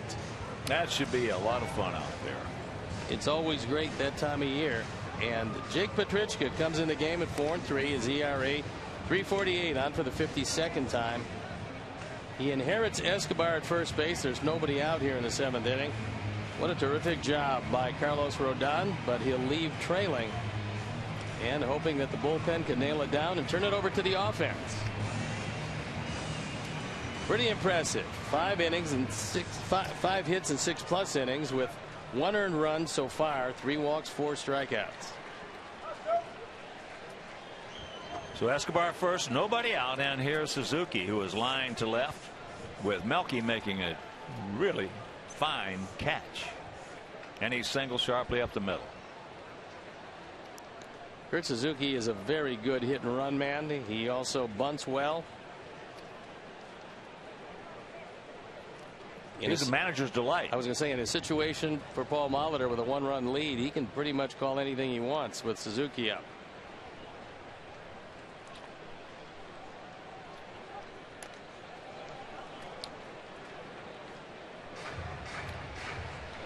Kurt has faced Jake Meister 4 times, has 2 hits.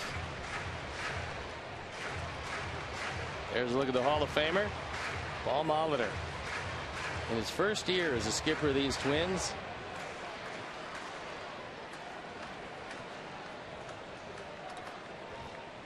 what a job he's done.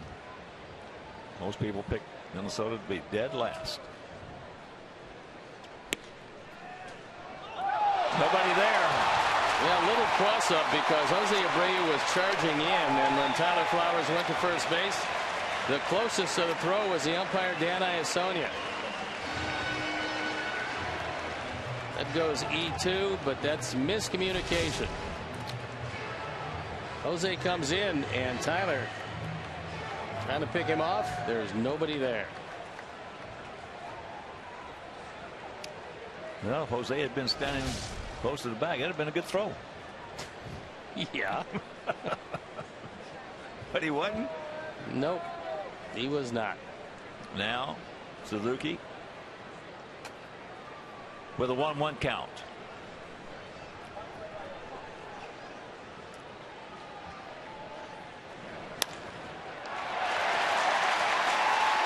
And that's going to get the job done and also get himself a base hit. He is a good contact hitter. He's a good situational hitter. Well, he knew he was going to take this to the right side. What he didn't know was Carlos Sanchez, for whatever reason, was breaking to second base. Now watch Carlos. He's breaking to second. Why, I'm not exactly sure, as this one scoots through the right side. So runners at the corners and nobody out. Well, we had a couple of miscues last night in the 8th inning when they scored 3 runs to come back and beat us 8-6. So trouble of brewing, runners at the corners, nobody out. And here's Buxton, who has struck out and gone out to Avi in right field.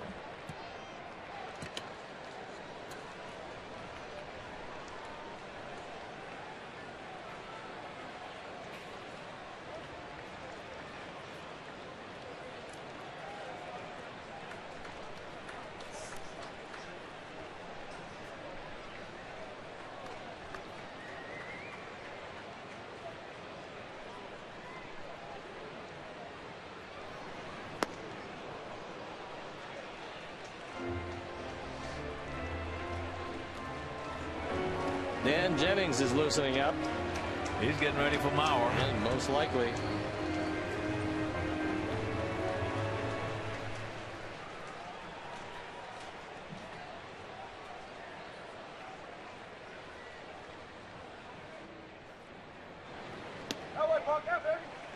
That's low. 1-1 to count. Seeing Glenn now going through his sequence as he just received from Molitor.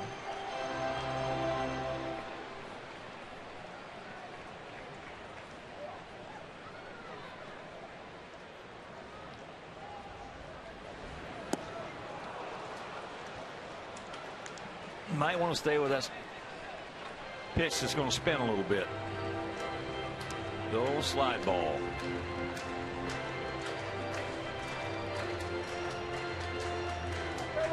Yeah, one more hard slider here, and that's going to be it for this at bat.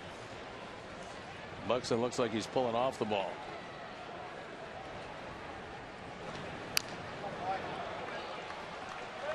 Just got a piece of it.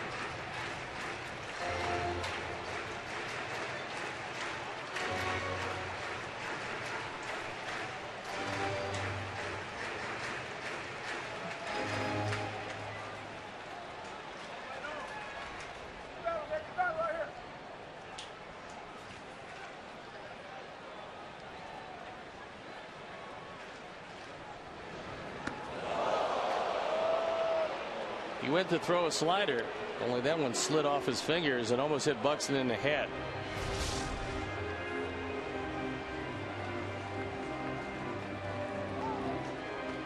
That's the way to get out of the way of a pitch right there. Spin in toward the catcher. Try to raise your shoulder. Make sure you don't get hit in the side of the face.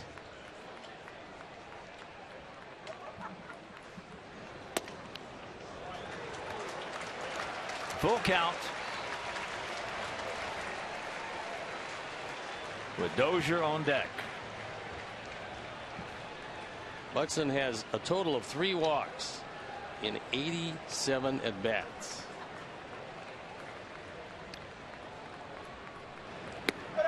Make that 4. That was not what we needed right there. Here comes Don Cooper with them loaded up for one of their big run producers, Brian Dozier. Dozier 3 for 7 against Petrichka.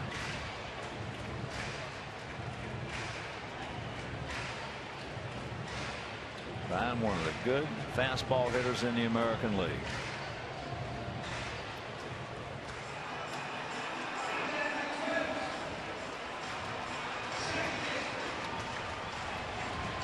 Bases loaded, full of Twinkies.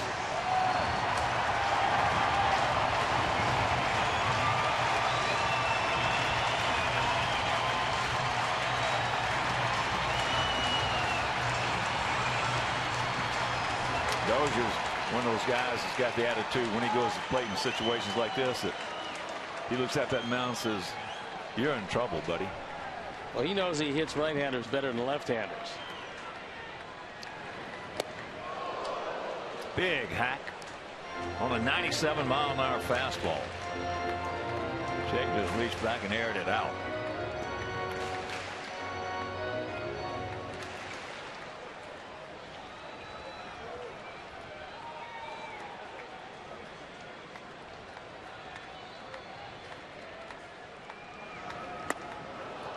Whoa, 0-2.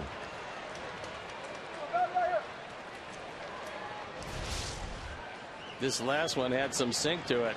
Look at the movement right there. Yeah. At 96. In that spot, you're not going to make much contact, if any.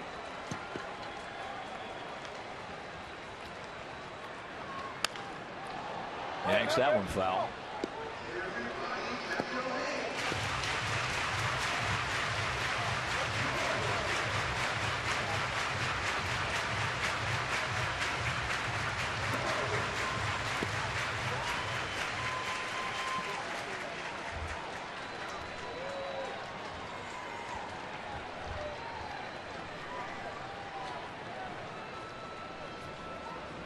The 0-2.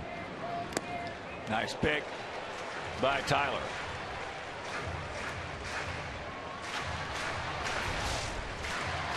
This is not an easy ball to handle, as it's well wide of the plate. Tyler able to reach across, backhand it, and save a run for the moment.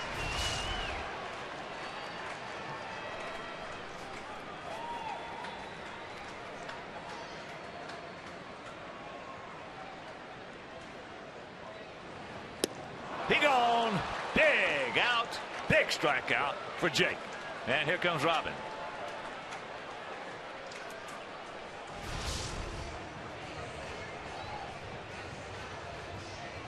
That looked like a straight change, and after seeing 96 and 97, Dozier well out in front of it strikes out for the 126th time.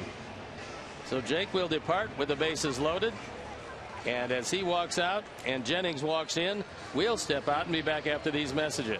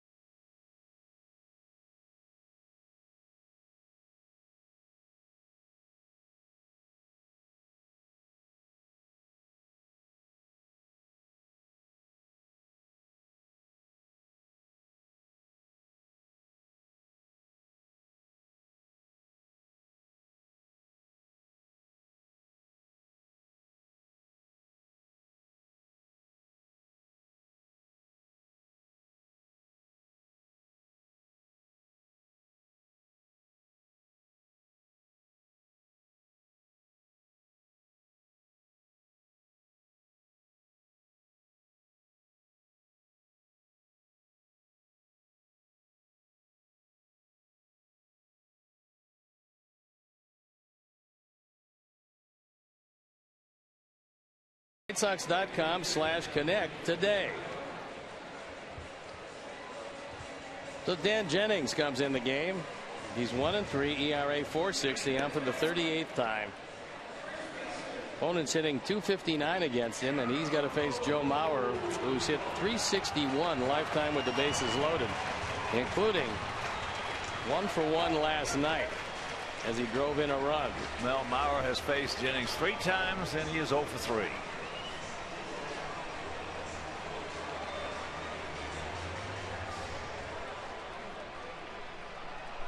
Pretty impressive career numbers with the bags loaded.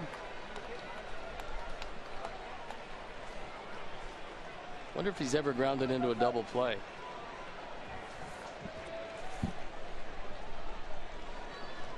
Well, apparently he has 17 times this year.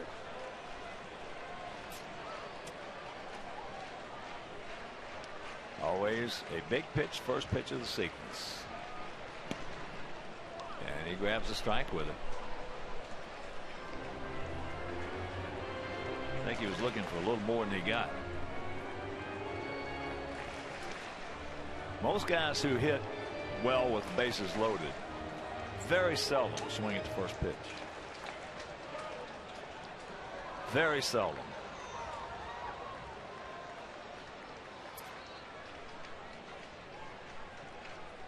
Watch out. He almost drove in a run without swinging the bat. That just missed him.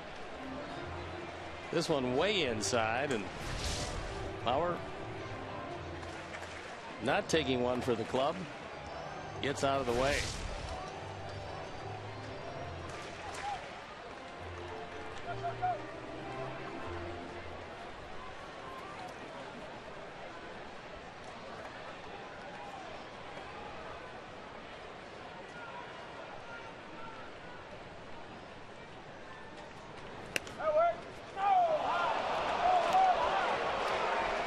To the count. Late call right there.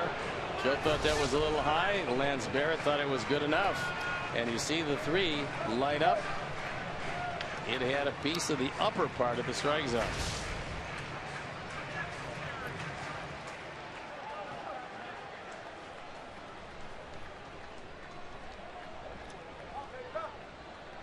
Outfield around to the left.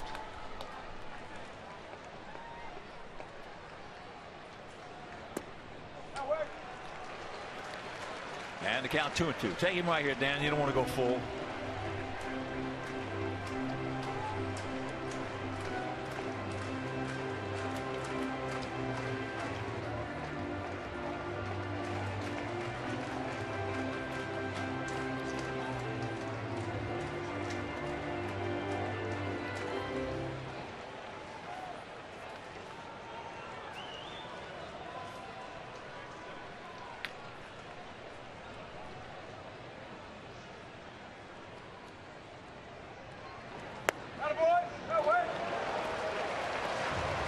Full count.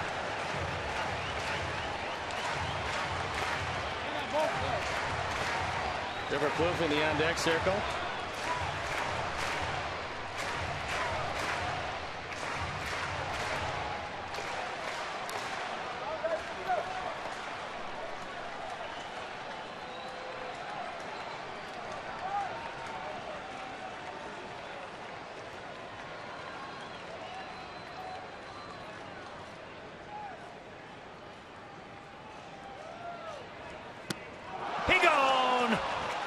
Swung at ball 4.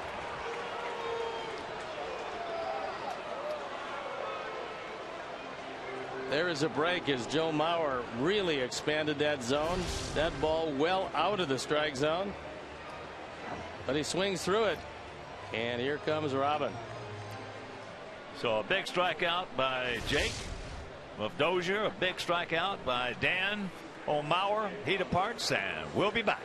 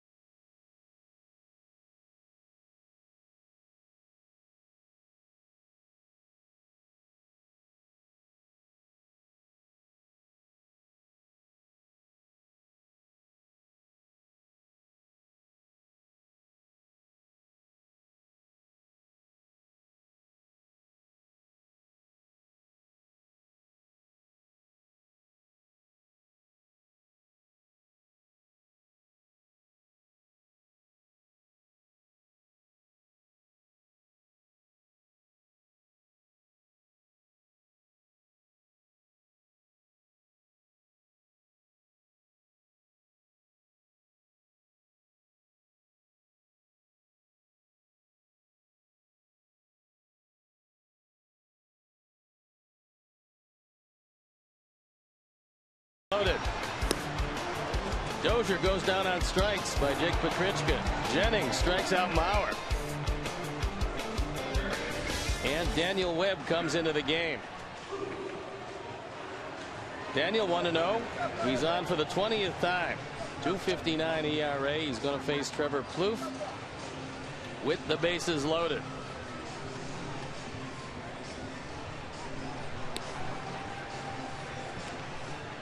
Carlos Rodon responsible for Escobar, who's on third base.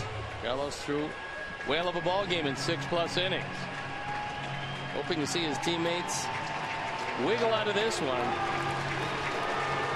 and come to bat in the 8th inning with a 1-0 score. Well, Plouffe this year with the bases loaded is 5 for 10 with 2 grand slams, and he's going to be sitting dead red. First ball fastball, if he gets it, he's going to turn it loose.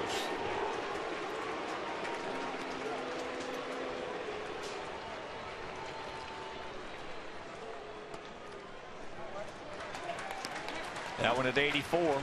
He got a changeup, and that ball drifted inside. 1-0 the count.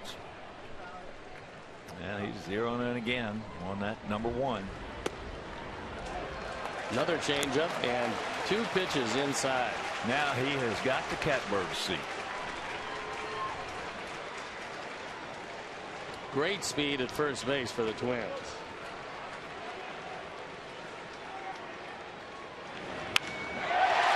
There was a fastball.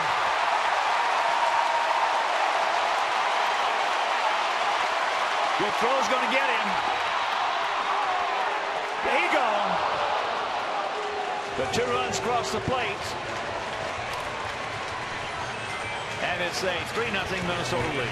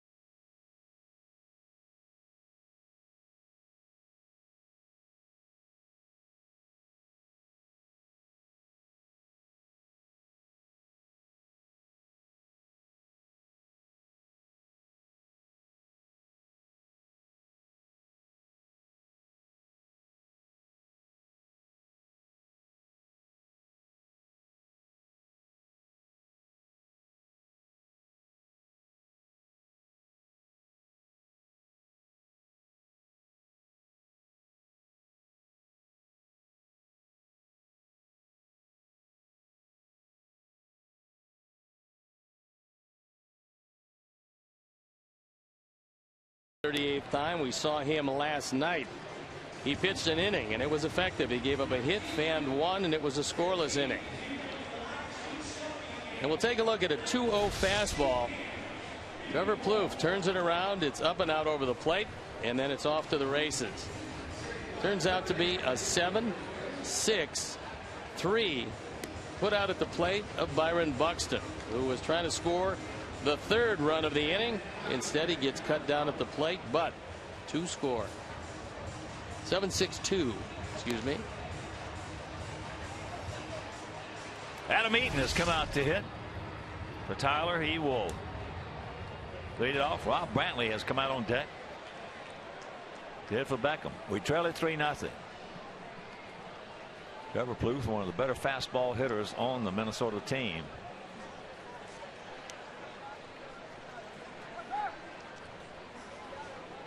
Falling behind on a couple of changeups really led you right into what this guy does best. Well, he had the catbird seat. Yep.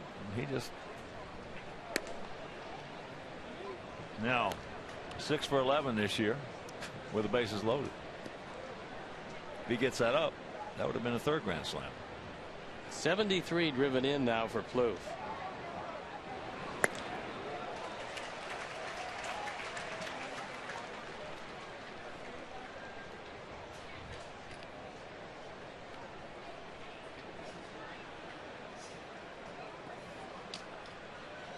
Start us off right here, Adam. Come on.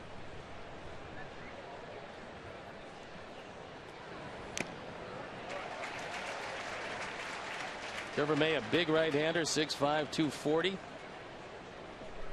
Last year had a really rough time of it in Minnesota. In 9 starts, 7.88 ERA and a 3-6 record. Well, I don't care who they brought in. Get Malone out of there. 1 out. Tommy Malone went 7 innings, didn't give up any runs on 3 hits, didn't walk anybody, fanned 7, and as he has always done to our Sox, he just absolutely baffled the boys. Well, we had no chance. Had no chance against him.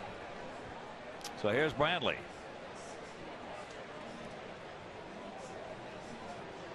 Here's what he was doing. 53 games, had 8 homers, 38 knocked in. Pretty solid numbers. Dadgum right there. Takes first pitch strike.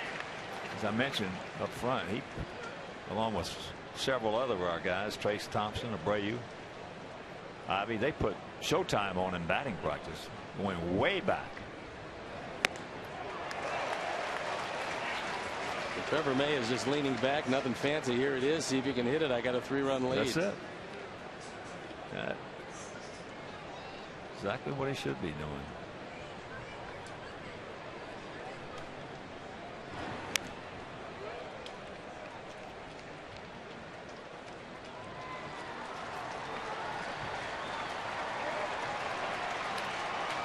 Saladino on deck.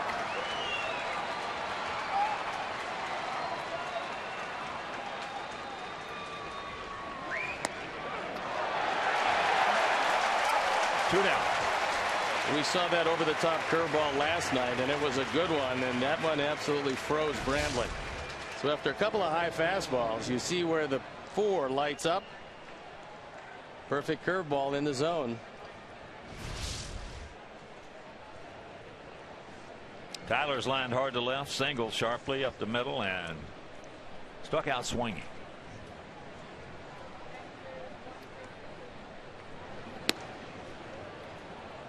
All you youngsters out there, especially if you're left-handed and you're not a hard thrower, you should take a page out of the book of Tommy Malone. That is high into right field. A 1-2-3 inning will go to the bottom of the 8th.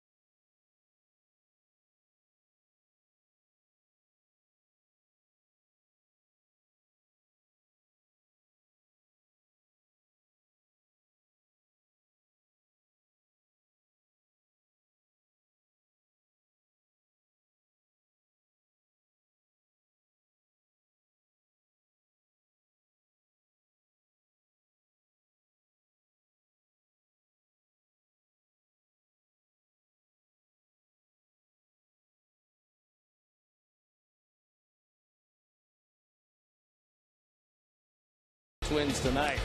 Sano started off the scoring early with his 15th home run in the second. Plouffe with a 2-run double in the 7th. And Tommy Malone was brilliant. 7 innings, 3 hits, no runs, and 7 strikeouts. Honda, great deals are happening at the Honda Summer Clearance event. Now at your Honda dealers. And Frankie Montas comes in the game.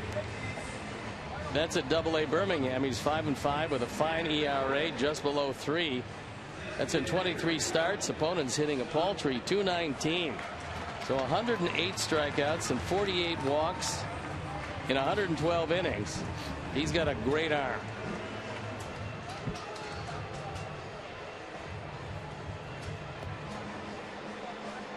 Larry Garcia takes over at shortstop, which shifts Tyler Saladino to third base. Rob Bradley, who came on to pinch hit, stays in the game behind the plate.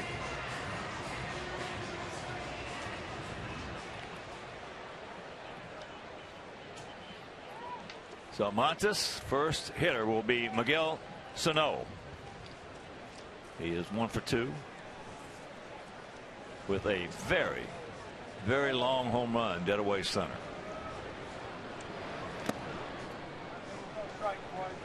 So the first pitch, 97, low and away.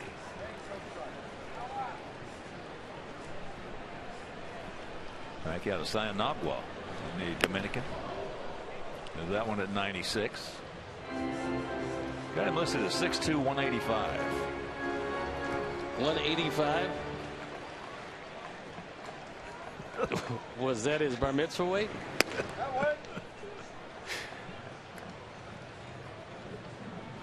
Kevin Jepson loosening up. 185. Yikes. There's a strike.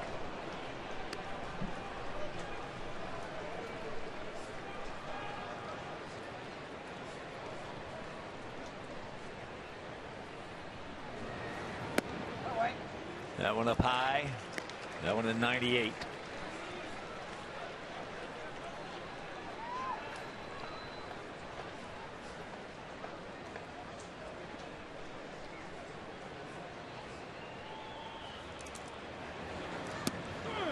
He gone.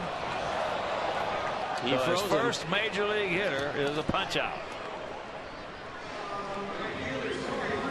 When you've got 98 in your pocket,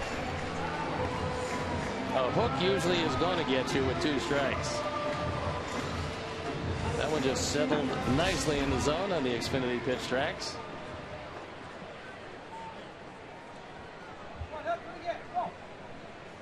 And Hermie has the first major league strikeout for Montas. That one at 97. Torrey is 1 for 3. Ripped a single in the left field in the 6th inning.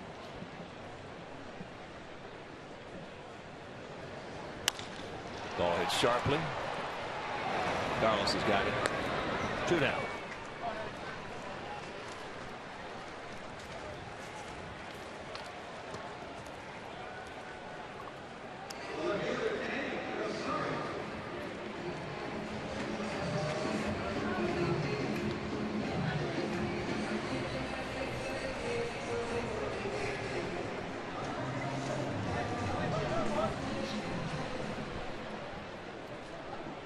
So here's Rosario. He is glad to see Carlos out of there.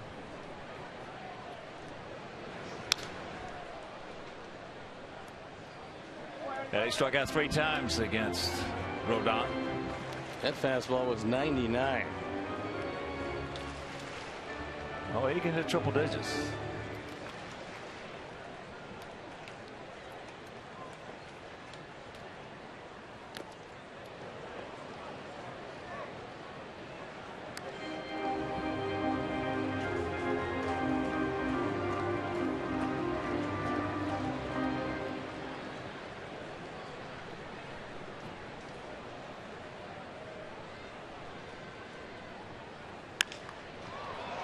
That's high in the left field, and that's a can of corn for Melky. So a beautiful major league debut for Frankie Montas, and we're into the 9th.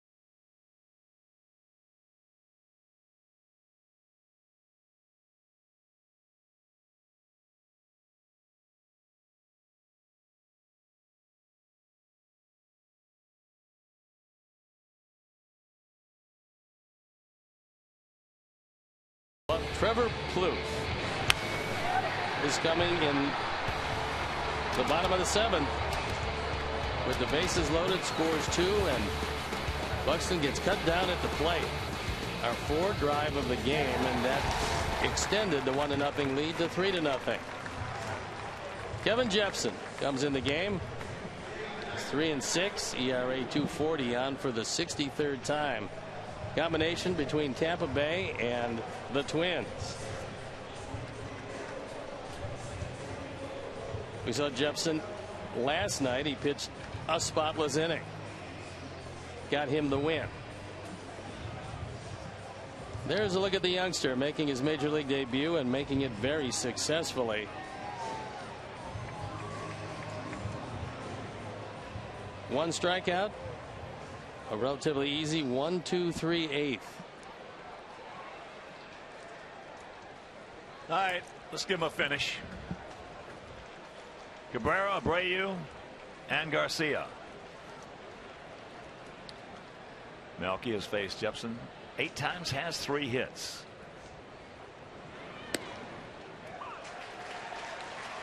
Takes first pitch strike.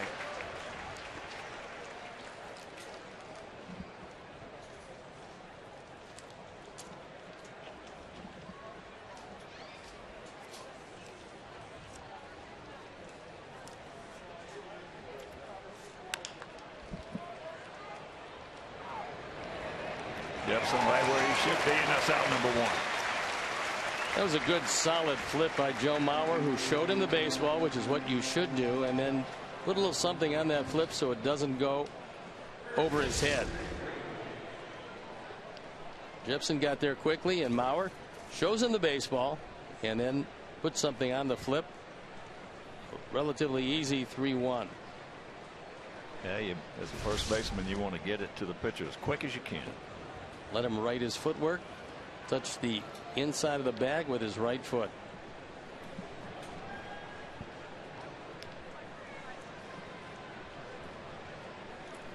Abreu is 1 for 3 and 0 for 2 against Jepsen.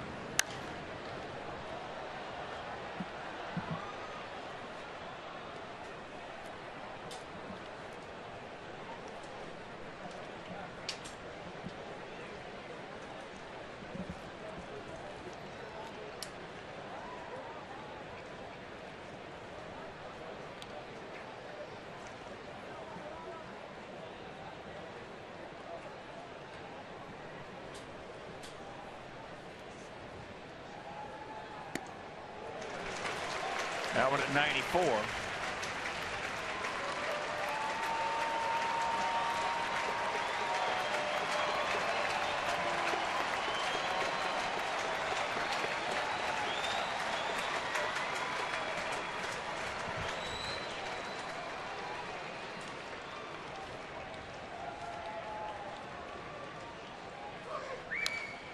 Just got a piece of that breaking ball. Well, if we don't get something done here, this will be the 9th game that we have played in this park this year. And of the 9, we would have won 1. Pretty much like the old Metrodome. A lot of things went poorly.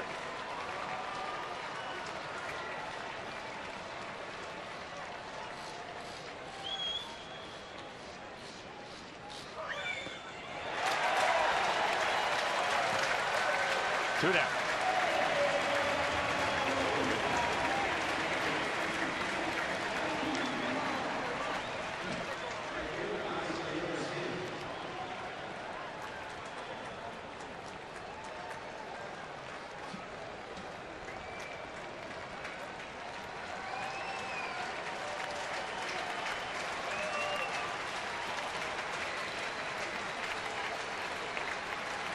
Javi. 0 for 3. He's due. He has faced Kevin twice. 0 for 2.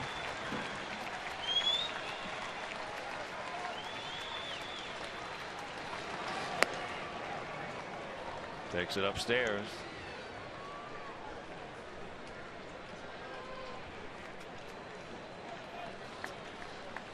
Gap out there in left center.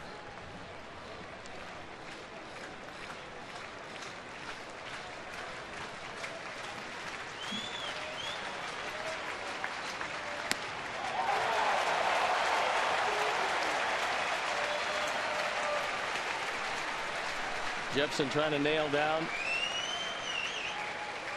save number 10.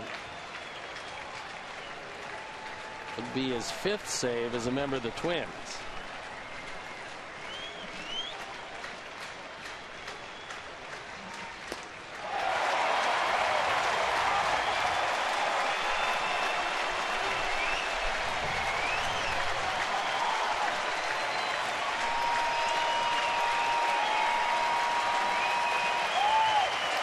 So the 22,000 plus.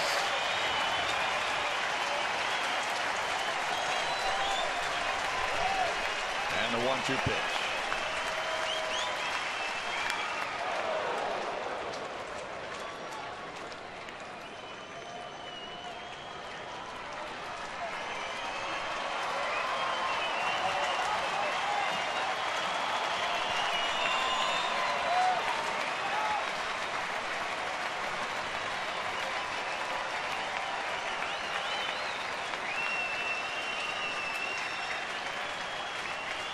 Twins have got it for TWTW.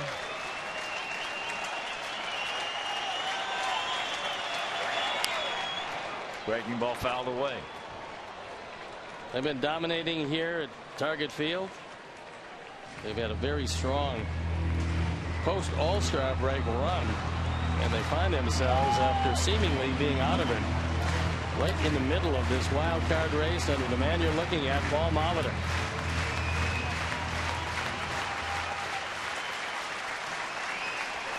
Well, if they get in the postseason, he should be manager of the year. Would be a Herculean task. And when this ball comes down, this ball game will be over. So, Twins shut us out. They win it 3-0, and we'll be back.